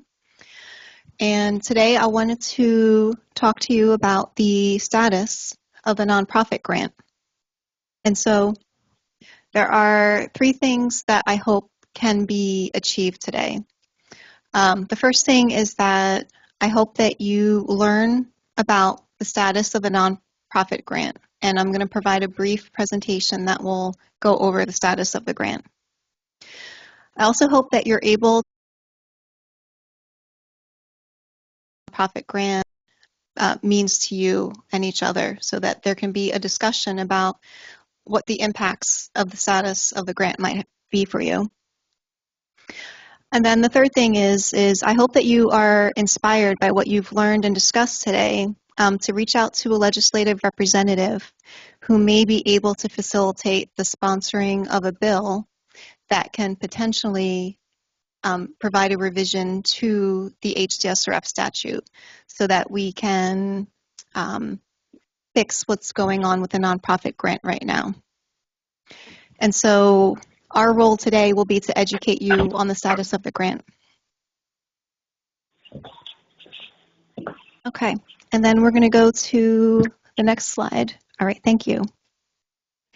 And so this is just the statutory definition of the nonprofit grant within the Brownfield and Contaminated Site Remediation Act. It's found at NJSA 5810B 25.3. I'm not going to read that whole thing, but I have underlined some important points about it. And I'm going to go over those points in the next slide. But in case you wanted to know how and where the nonprofit grant is defined, it is in the Brownfield and Contaminated Site Remediation Act, and that is the citation there. All right, next slide, please. Okay, and so some important points. The HDSRF nonprofit grant is for 501c3 nonprofit organizations that demonstrate an ownership interest in a brownfield site. The nonprofit grant pays for 100% of the preliminary assessment, site investigation, and remedial investigation phases of work. The 501c3 organization that's applying for HDSRF must demonstrate a commitment to redevelopment via board resolution. And there might be some other ways that you can also demonstrate commitment per the EDA regulation. And finally, you need to provide documentation of 501c3 status from the IRS. Okay, next. All right, and so this is the current status of the grant. And so I do want to say that in 2005, there was a one-time $5 million allocation into the HDSRF for nonprofit grants. So back in 2005, $5 million was placed into the grant. At this time, so this calendar year, so almost 20 years later, we have spent all of the funding, and we are currently oversubscribed and have even had to turn away applications because they could not be funded. Something that is very important, and you can see it in the citation that I provided you, and right here, the nonprofit grant is a pilot program.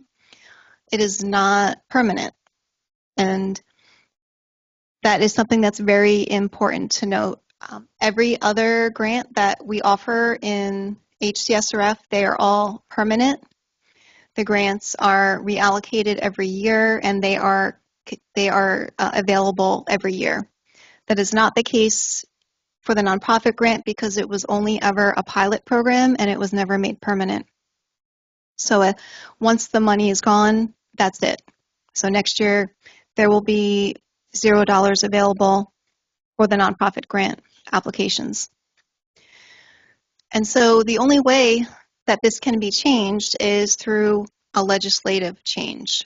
And so that is why it is very important for you to understand the facts of the nonprofit grant, which I hope I have demonstrated to you, so that you can be inspired to speak to a legislative representative who can facilitate a change in the Brownfield Act that could potentially re-up the nonprofit grant or potentially make it permanent. And so I don't want to make recommendations about what should be in the grant because I really think it's really your opinion being the recipients of the grant, and the grant is for you. And so I hope that you learned about the grant today, and if you have any thoughts about the nonprofit grant, any thoughts at all, we'd love to hear them. And I don't know if Frank wants to add anything to that.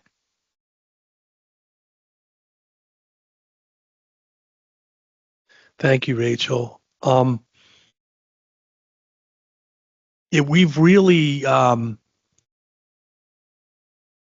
really enjoyed working with our nonprofit partners over the years.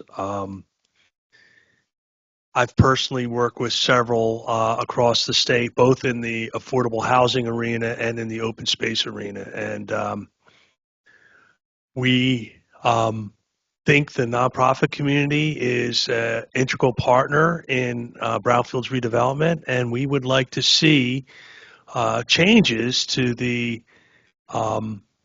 statute because we are not able anymore to provide investigation monies from due diligence, preliminary assessment, site investigation to remedial investigations.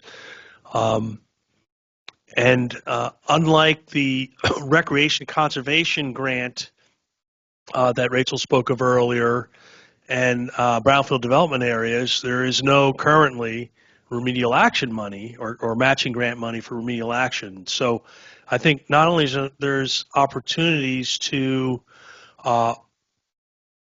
for statutory changes that allow us to restart the program, providing 100% for investigation at sites that may be of interest to nonprofits for housing or open space or other projects, but also potentially remedial action matching grant monies, which has been a great help to our municipalities and our redevelopment authorities that we've worked with in brownfield development areas, in other open space projects, and affordable housing projects, and renewable energy projects. So today we want to start the dialogue, gather your thoughts to start working together so we can work towards a statutory change that refreshes the nonprofit grant program in a way that will serve our nonprofit community going forward. And the projects that I've worked on, either directly or indirectly, range from partners like Habitat for Humanity in Patterson, of course, they're in many other cities too, Isles in Trenton, Camden Lutheran Housing in the city of Camden, Invest Newark in Newark. So we've worked with the nonprofit sector, again, both for open space projects, nonprofits like Trust for Public Land, New Jersey Conservation Foundation. So we think, obviously, the governor has announced that we have as much of 250,000 deficit in affordable housing units in the state. We know there are open space deficits in our space, especially in our state, especially in some of our densely populated urban areas and inner ring suburb areas. So we think changing the statute or updating the statute to fortify the ability of nonprofits to produce affordable housing, open space, and other benefits on our brownfield sites is a opportunity that we want to assist our partners out there to do. So we're here to listen, and we're here to support legislation that will allow the nonprofit community to be a stronger partner in brownfield redevelopment across our state. I'm going to pass it back to Rachel, and we're going to start listening to our nonprofit partners who are visiting with us virtually.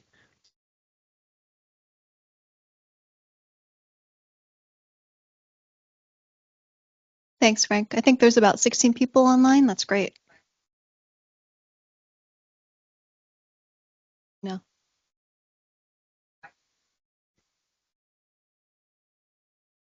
Great. Thanks, Mike. You can unmute yourself and let us know your question. Yeah, I was just thinking, instead of possibly restarting or recrafting the nonprofit grant program from a pilot into a permanent option, would it make sense to add nonprofits to the existing grant program for municipalities, counties, and redevelopment agencies for investigation, and if the end use is appropriate or eligible for RA dollars? Just add the nonprofit in as a eligible entity. Right. And thank you for your comment. And one thing I do want to say is that the nonprofit assessment and investigation grant is modeled to be almost exactly like the municipal preliminary assessment site investigation or remedial investigation grant, and that is actually says that in the statute that the nonprofit grant is modeled after the municipal grant. And so I think we already have that part, but that is an interesting comment about having the remedial action component too. And if that's something that is important to you, that is something that you should let your legislative representative know. Thank you. Mm-hmm. Sure. All right, Scott Dvorak, I think you have a question. Thank you. If you can unmute yourself. Thank you. Yep. Thanks a lot. Mostly, I was going to first. I was going to just applaud that we're having this meeting and the work that you've done to think about it. The work that's been done in the last 20 years has been fantastic, and so we really support the going forward with this. And really, that my big question and why I'm here and wanting to listen in too is just to hear what the process would be for getting this renewed. And I see that it's obviously it's the legislative model, so we're here to meet whoever else is on the line here with us and sort of think about what we need to pull together to advocate for this. Just not just the specifics with the legislators, but then how do we create sort of a movement or the support behind an effort to do this. So yes, I'm I open to that conversation. So yeah, thank you. I appreciate that. And, I appreciate this meeting too. And I'm so happy that there's been this turnout.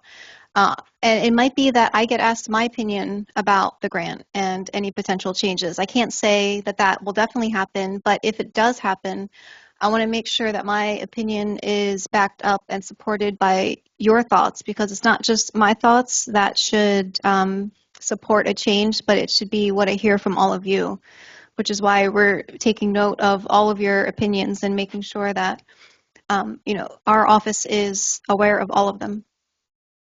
Great. So when if by the end of this conversation we don't have your opinion yet, I'll ask for that. So. Next, Rachel, we have Gregory Good from Invest Norc. Okay. Thanks, Greg. If you would like to unmute yourself and ask your question. Yes, I just want to be super supportive of the program. Is there any way that Invest Norc can help? We happen to be recipients of HDSRF grant in this last cycle on 2 particular properties. Yes. Stranded assets, older industrial sites that are proving to be quite difficult for the larger development community. And so Invest Norc has them and trying to move them into productive use. And these particular parcels, especially in an area like Newark, are very concentrated in residential areas. And so to the extent that we can obviously get these remediated and find additional funds to clean these properties up, to get them back into marketable use would be like super, super helpful. And so while I was a bit late, I did want to add my words of support in chorus with everybody else to ensure that the state knows that nonprofits in Newark and across the state really need this support in order to do redevelopment and get it done right. Thank you very much, Greg. Next, we have Joelle Freeman for a question. Hi, Joelle. Please unmute yourself. Nice to see you here. Nice to see you too. Thank you for doing this. My question is, do we have or could we create a catalog of the successful nonprofit projects which could be published online or sent to the legislators to illustrate all of the impact that's been done by the initial funding? Yes, I think that is something we can do. I know we have some write-ups on a few of our nonprofit grant success stories. Maybe we can put some effort into creating more of those and have them available per Oprah request or maybe even the website.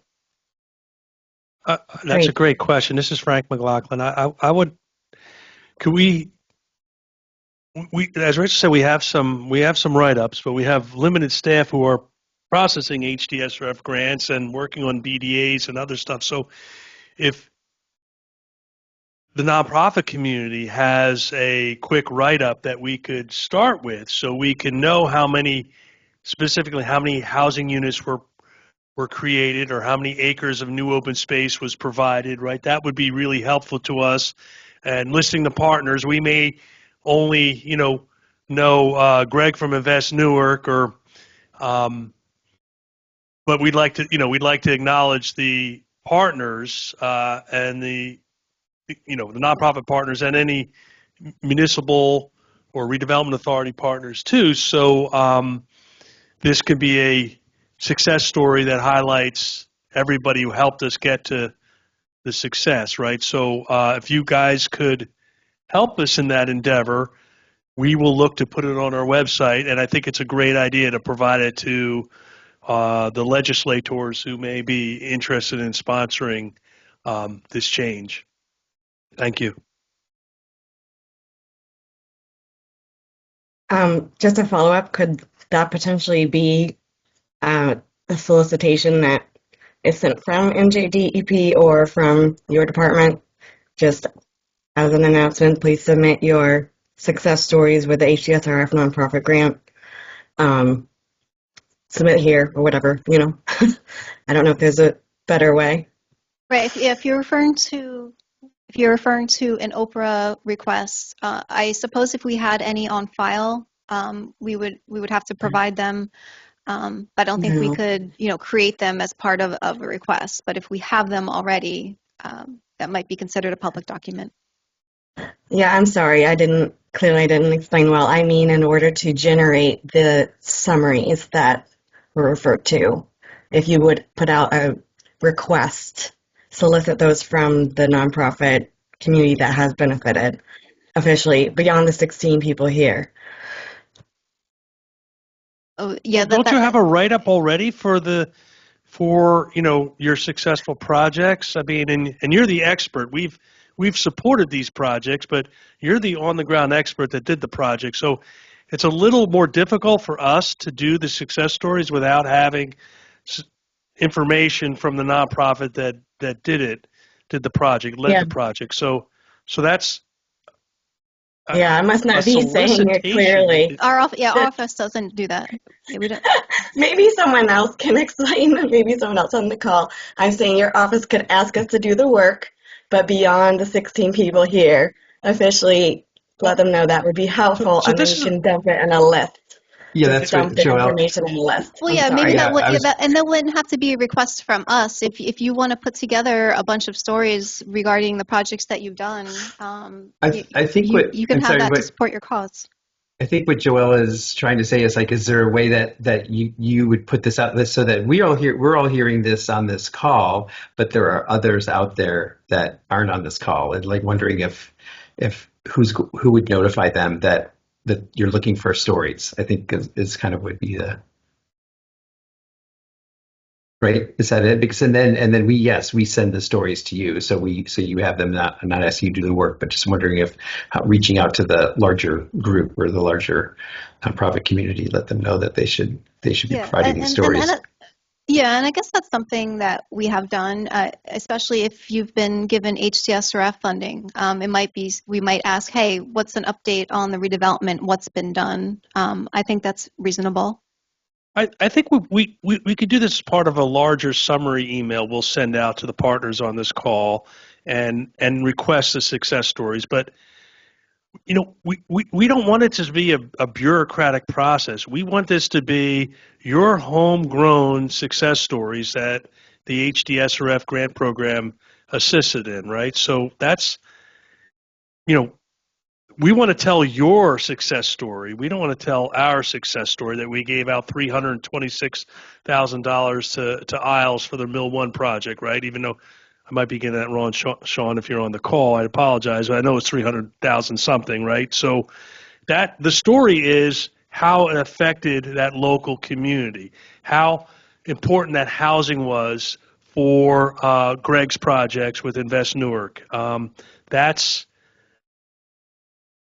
So it's really you guys telling the story that HDSRF helped you get the housing project that you had dreamed to do, that we helped you do because the site was contaminated. So we'll put that in an email, but that's what we're looking for, right? This is your success story that HDSRF was one of the critical components to, that we want to continue to do going forward because we can't do it now.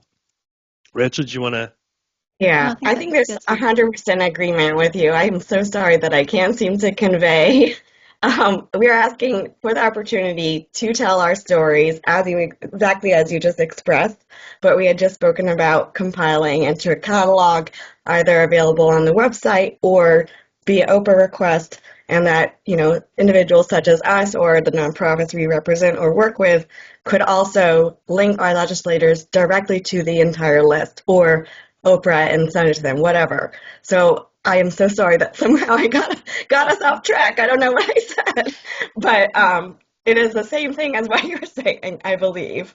I hope we can if that makes any sense, it's just who's going to be the central collector of all this information is basically what it comes down to, so that the rest of us can also get it.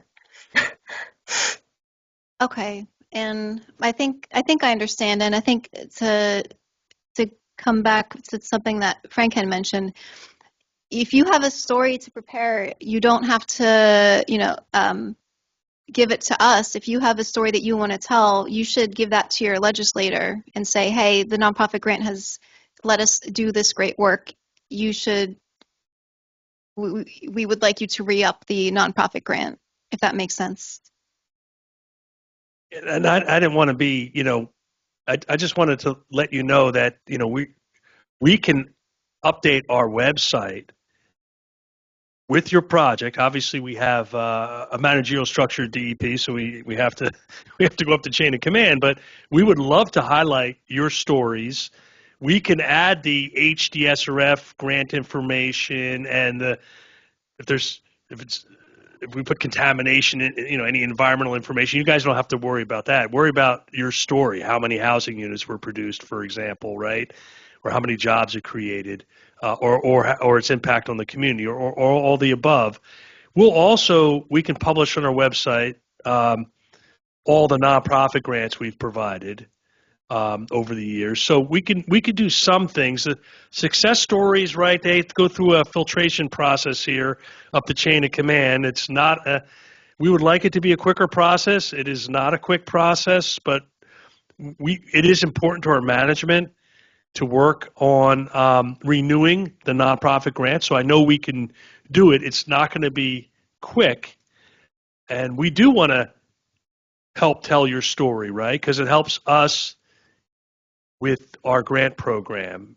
So this is something that better comes from you to start. Whatever story you have, we're not looking for a thesis. We're looking for whatever your elevator pitch is to your local legislator or your mayor, if you're looking to, get something through planning or zoning, right, locally, right? Whatever your elevator pitch is, that is going to be good enough for the purposes of highlighting the importance of this nonprofit grant. So,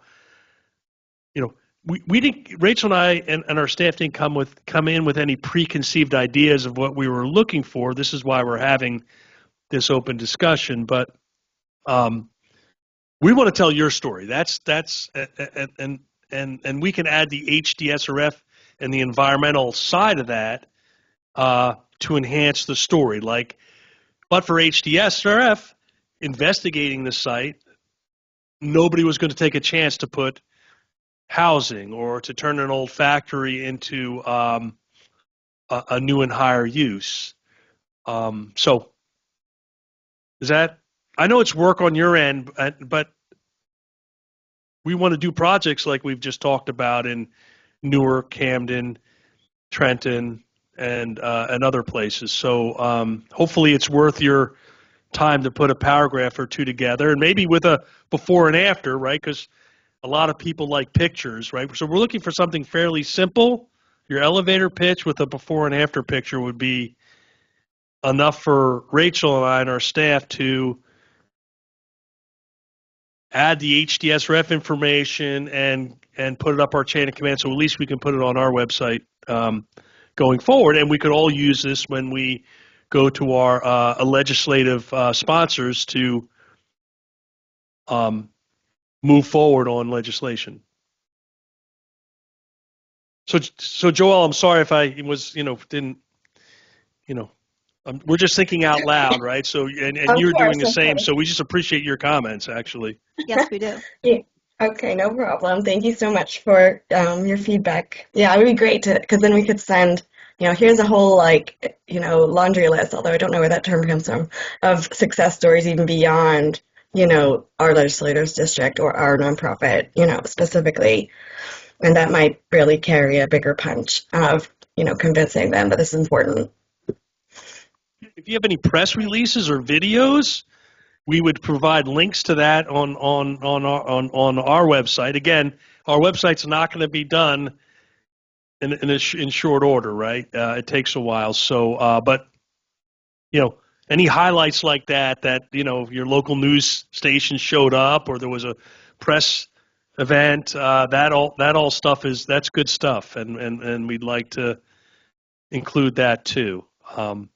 Yeah, that would all show that the work that nonprofits do in their communities is important and relevant. So I agree. They want to hear that from you, not a bureaucrat like me. I can assure you. Yep.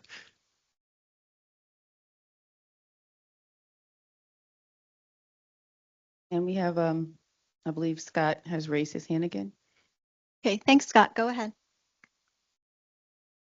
I didn't want to just keep talking, and then assuming no one else had anything to say, I was looking for hand raising, see if anyone else had anything. But so I hear, that was interesting how that evolved, and it made me realize. So we're really needing to, you're sort of saying like, let's get out there and let's get started on this, right? Let's not wait for all these things to be pulled together into a website that we have. We can do that. That'll be happening, but that isn't what we're waiting for. We should be telling our stories.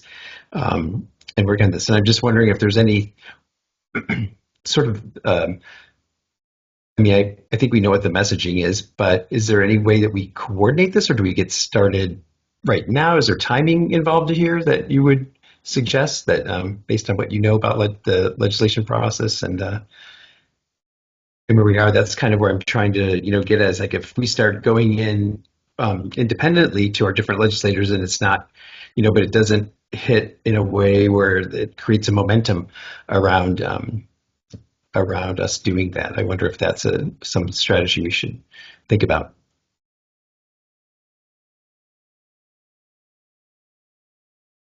Yeah, well, let's make the sausage, Scott. We're thinking about this now too, right? That's it. Yeah. The success stories, definitely, that's great marketing, right? So we'll all start working on that, and there's probably some things we can do here regarding that. The conversations with the legislators in your districts is definitely something that would be helpful, right? We know there's interest within the DEP, and but most of our stuff is driven by outside momentum and interest. So we're going to be ready to push this thing internally. With our, we have legal teams that look at rules and stuff like that. But this is going to be. Let's think about how we build a coalition on the political side of this too, and who in your areas might be best situated to sponsor this type of legislation. We know there's interest within DEP. We hear there's interest, you know, down State Street, but you know, we need kind of figure out who might be the quarterback. We're here to help, but we won't be able to quarterback this change here from within our small office. So that's the kind of ugly part of the sausage, Scott, that I had to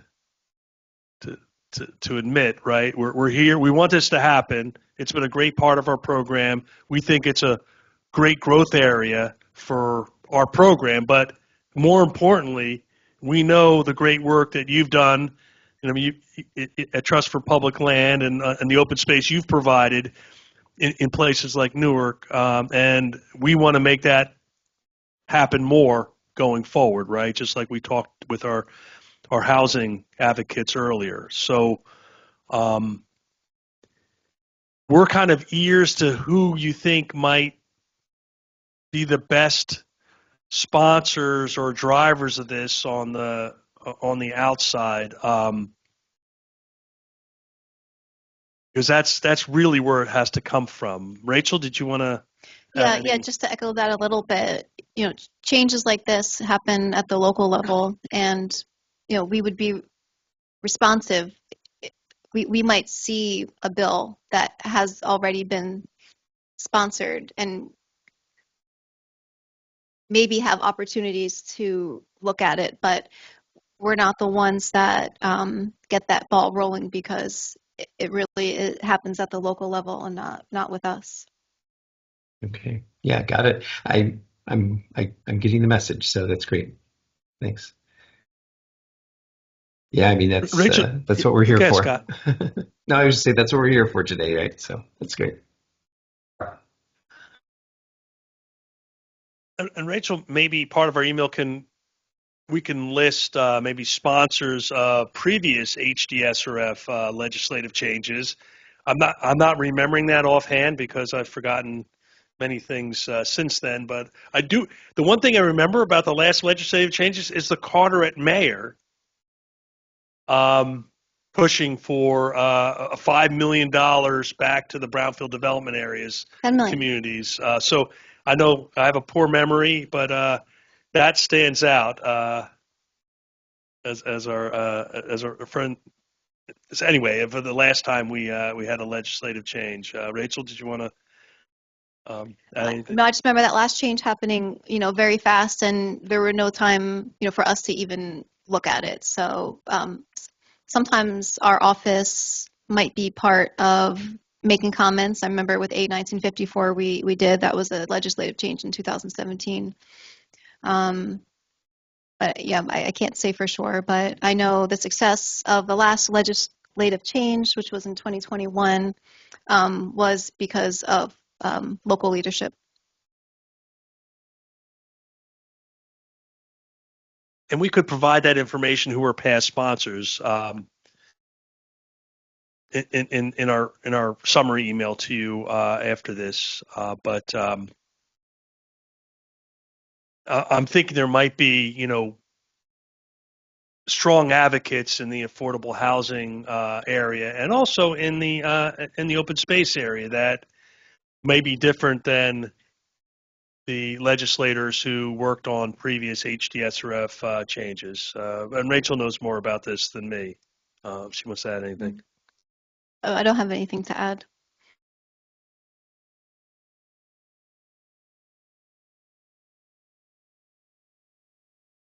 And we're happy to listen. We're, you know, if there are sponsors in your mind, we're happy to provide information or to meet to provide information to support the effort. So we want to be with you and support this in the ways we can. We just unfortunately can't drive it because it's a legislative change.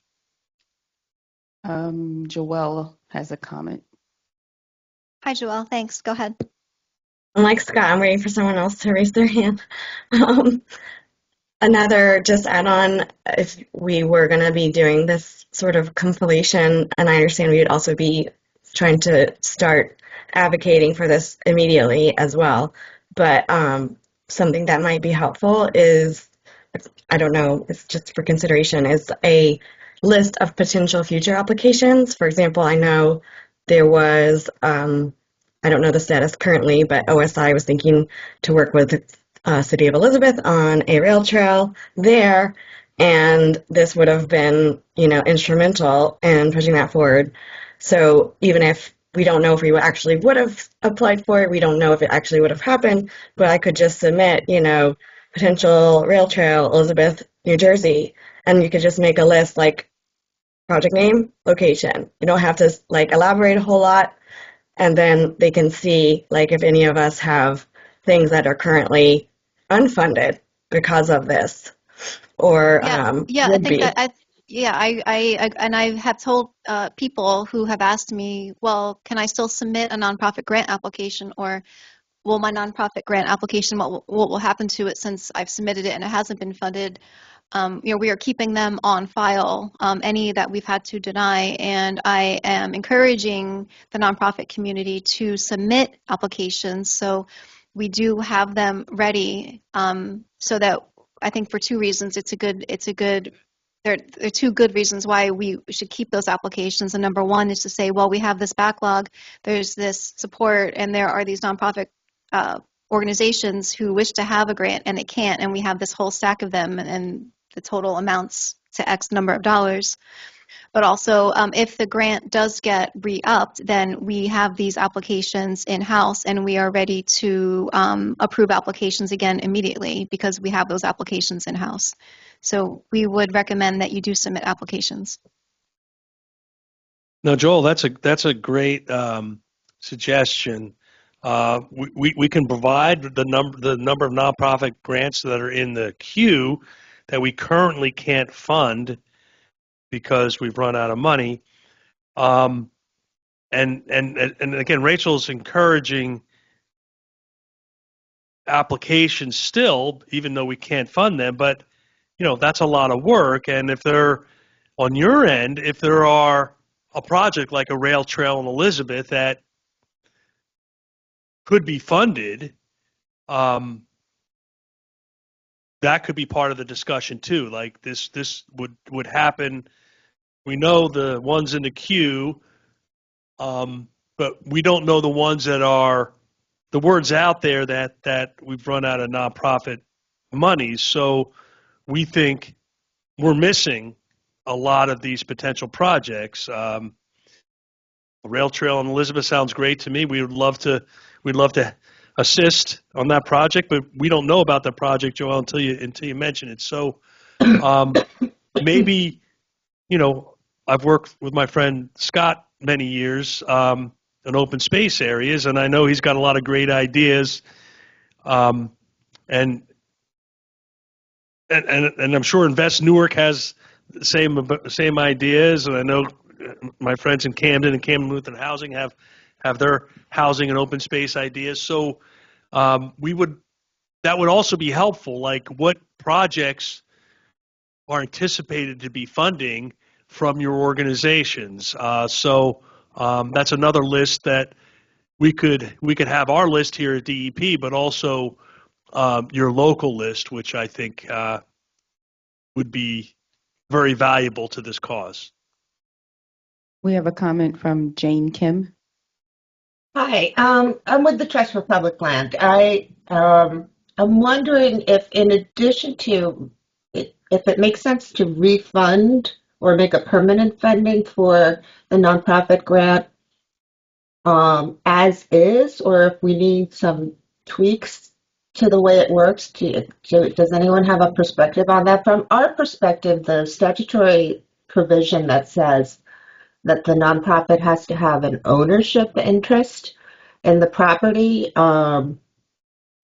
could be problematic for some of our projects, because quite often what we do is work with municipalities on publicly owned land, or I would imagine on something like a rail trail project you have other ownership.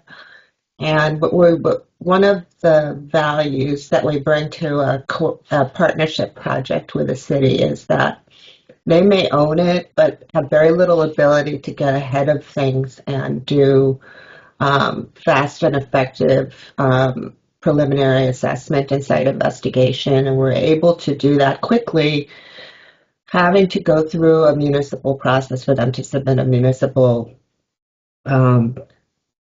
HGSRF application can often delay the project by several months.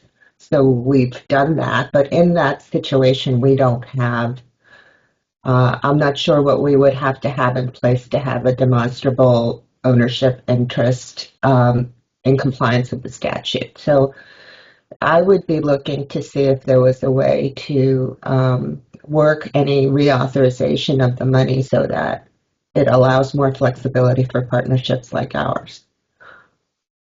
Yeah, the way the statute is written right now, and I might have said this earlier, is it's modeled exactly like the public entity assessment and investigation grant, and so that ownership interest comes from that being the same case for our public entities. And I should add that ownership interest doesn't mean outright ownership. It can also mean that there's a plan to acquire in the future.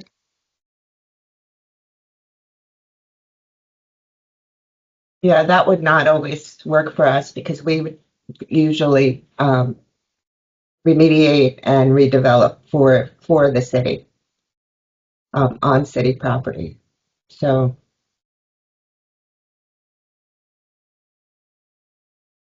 Yeah, so this is the kind of tweaking we're open to hearing how we do it, right? It would be, as Rachel said, different than our existing grant language for the public entities, but this is why we want to make it easier for you, right? So we have, attorneys, internal at DEP, so the language would have to be passed by, above Rachel and I's pay grade and expertise, right? But, we're open to having those discussions. Obviously, it's easiest if the language doesn't change, but if you guys need it to change, we're certainly open to that suggestion. Yeah, and then also one comment that I have regarding your scenario is with the ownership problem. Well, if the town owns it already, they can come in for the same grant that the nonprofit would get, which is the assessment investigation grant. And then for our remedial, for the remedial action grants, the town doesn't need to own the property, and so that's a good time to partner with the municipality as a non-profit agency. Yeah, just to put a finer point on Jane's question and all that is that we, so in working with Newark, there are times in which, or any other community actually, we have a lot more experience in Newark than some, but it's a matter of, we're partnering with the city to redevelop the site as a park. It's true the city could apply for all different funding for the HGSRF, but we have found that using the nonprofit money, this pot of money, has been really helpful because we can do it much more quickly, right? We can apply for the funding, get the work done, and get the project sort of underway while we do sort of the other applications and sort of the longer term stuff. But at no point are we ever going to be the owner, right? We're only the temporary steward of the site as we go through that process and work with the community to design it. So just understanding that what we have to show that ownership, the quote unquote ownership, is as long as that's a reasonable thing that's easy to do, that makes it easier, and keeps it shortens the time span that all of this takes. So, yep. But it's great when the money can come directly to us because then we don't have to go through the process of us, sort of having a pass throughs and all sorts of other things that just takes more time and administrative time. So. Mm-hmm. Yeah, understood. And yeah, and just to say it again, you know, if that is language that you want to see, let your legislative representative know. Yeah, Scott, thank you for that. Right, and I know, you know, working with you in Newark for many years, right, and you know, Newark has got a lot on its plate, right, but you're the open space expert, right? Invest Newark and other housing nonprofits or the housing experts, right? So sometimes you guys not only can get things done quicker, but also you're really the experts in those specific fields, and so that's why we want to support you, right, in these endeavors, right? Because we want to see brownfields to become affordable houses and open space. And one of the tweaks that, you know, I think might be another powerful tweak, right, is, you know, public entities do get 75% within brownfield development areas, also for open spaces, you know, Scott, also for renewable energy projects, and 50% for affordable housing. You know, the department has interest in making sure that, you know, future open space is available to all the public, right? So as long as some certain conditions could be met for that open space or affordable housing, that the public good is secured going forward with that future open space or future house, right? I think, you know, we're open to those types of tweaks, right? As long as the public monies that go towards that future open space or house have a certain level of public benefit going forward. I know what it is in the open space side. The affordable housing one, I don't have that in mind. The open space one would obviously be some easement that requires public access, right, Scott? We've been working on these projects many times, but as long as that end goal that the department wants is met, why shouldn't a nonprofit do the work if the municipality is, or the redevelopment authority is doing other things that are a current priority?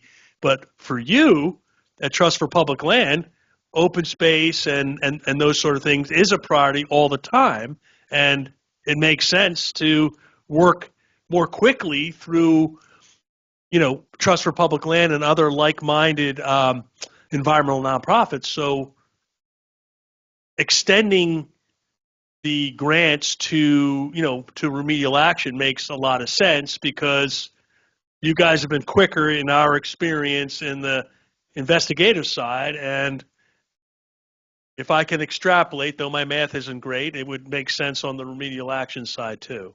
Yeah, quite very much so. Yeah, absolutely. And yeah, and you know, a lot of our projects, of course, are also Green Acres projects, or you know, we have other things. So therefore, they're going on the Rossi, and you know, there's all those things that either they're already on it or they will be. That won't necessarily be the case for every project that you would get under this program, I guess. But for us, you know, by definition, if we're working on it, we're committed to it being forever open space, because that's why we're working on it. So.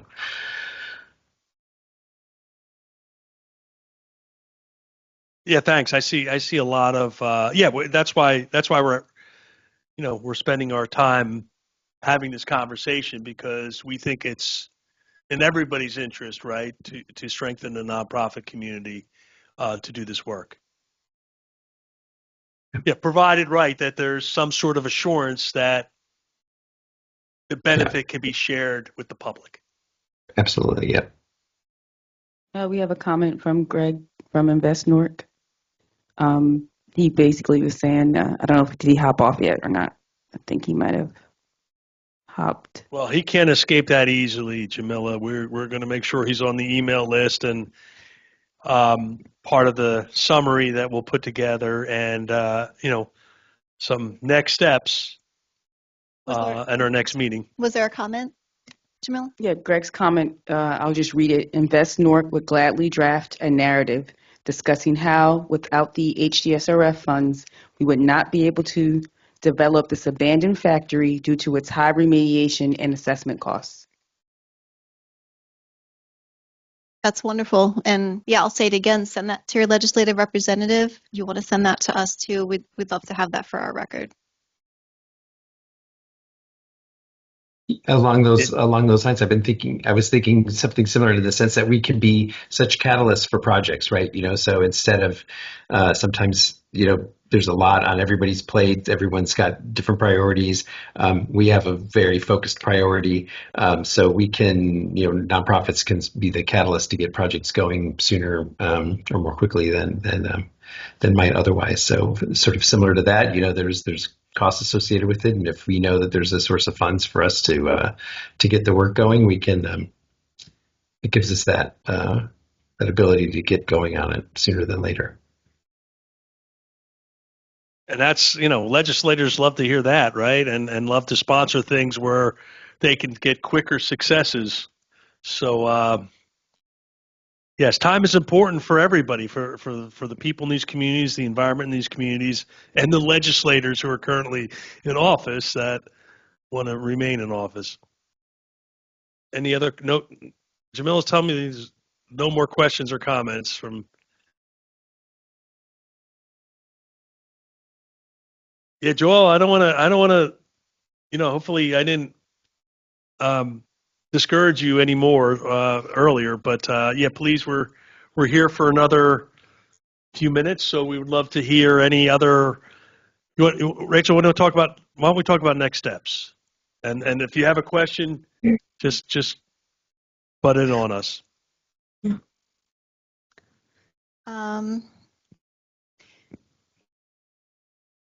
So yeah, one next step is we're gonna work on, all of us are gonna work on our quick success stories, right? We're gonna work on the HDSRF and the environmental side of the story, but the most important is the project you did, and who it benefited, and maybe a before or after picture, right, to show.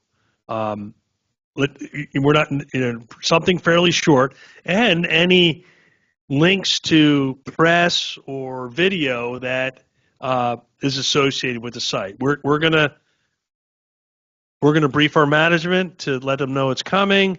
We're gonna work towards improving our website to put these stories on there. Another next step is we're going to provide the list of all the nonprofit grants we've provided since 2005 and all our partners. So there's a broad inventory of all the housing and environmental nonprofits we've worked with over the years. That will also include how much HDSRF grant money went to these various partners. Some of our partners are like Invest Newark or frequent flyers, so there's multiple grants, but we'll provide that list. Another thing we'll provide is the list of projects that are currently in the queue that we cannot fund because the grant has been exhausted. The pilot grant has been exhausted. And on your end, if there are projects in the pipeline, we would love to hear what projects, that rail trail in Elizabeth that you mentioned, right? We would love to hear what projects are out there that are seeking funding to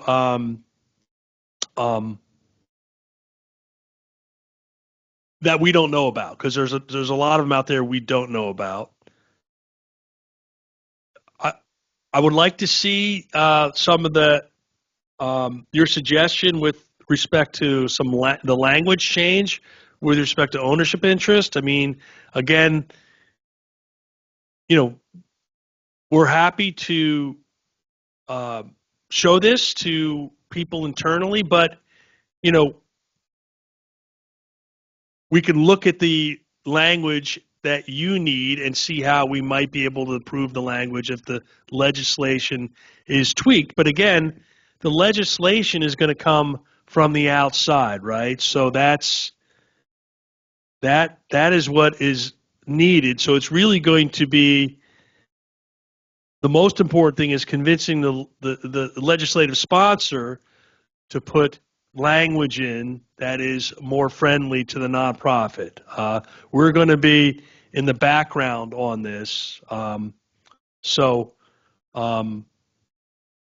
Rachel can provide what language we use now in the statute for the public entities, and so that'll be something we can provide, but then it's going to be the legislative sponsors with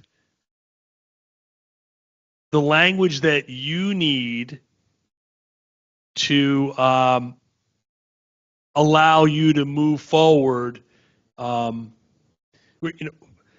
HDSRF program, I'll just say, and Rachel may add to this, is a brownfield redevelopment statute. So there's going to have to be something with redevelopment interest. In more recent legislative changes, redevelopment interest was necessary for the legislative changes. So we'll work with you. We'll listen to what options are on the ownership language side, but first and foremost, this statute is a redevelopment of brownfields statute where discharges were suspected, right? That's the lane we work in, and so that we have to stay in that lane basically for this statute. Rachel, did you want to? Yeah, I would just say, yeah, if you have proposed changes, I wouldn't recommend sending them to us. It's not for our office to review legislative changes.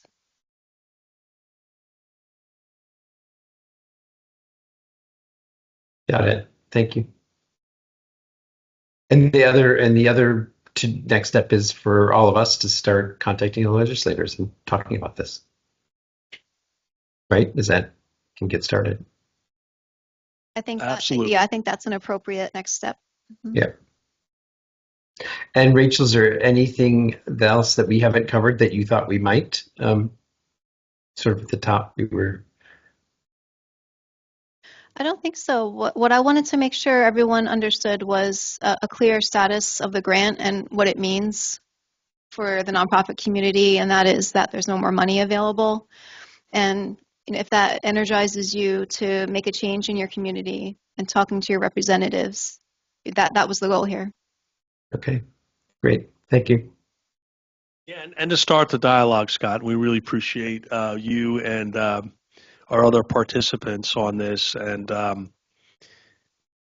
like you, we believe that you guys can do things in many instances faster than our public entities, who we have a great track record with, but have so many competing priorities often that that park takes a long time, right, Scott, to do. And we know working with you will get parks quicker in places like Newark and other places where you guys work. And you've been a great partner in places like Camden too. So I appreciate all your efforts, and I think we can help you succeed even quicker. And with our housing partners, the same. Yeah. Great. Thank you. Yeah. And thanks to you for all that you've done to help make that happen all these years. So we'll email you, Rachel. I know you have a million things on your plate. When do you think they should expect an email from us? I'm not sure. I'm going to be on vacation for. He has a well-deserved vacation Thursday and Friday, and she's been working. But very soon we'll have a response. So maybe by the end of next week. Yes. Yeah. Great. Thank you guys so much. And I think last I checked, I don't know if it's changed, there was a vacancy in one of the HDSRF coordinator spots, and I think Rachel's been having to do extra. So thank you so much for all that you do. Sure. And if there, while we work together on this, right, if there's other ways we can help, let us know, right? So, we can work in parallel, right? If there's a worthy project I want to hear about that rail trail in Elizabeth. We're ready to work on those things. So this is very important to work on this the fix to the nonprofit grant program. But yeah, we're also ready to work with you on other things too. So don't let a good project wait.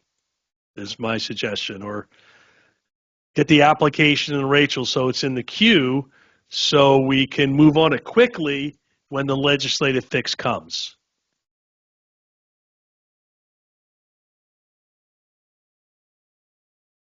All right, we're gonna let you get back to your afternoon because you're probably as busy as Rachel, and I know I probably have like 60 emails that I'm behind in already from the morning session, this session. But thank you so much. We really appreciate our long-term relationship with you guys and all the amazing work you guys do locally in your community. So just thank you for all the great work you do in our communities.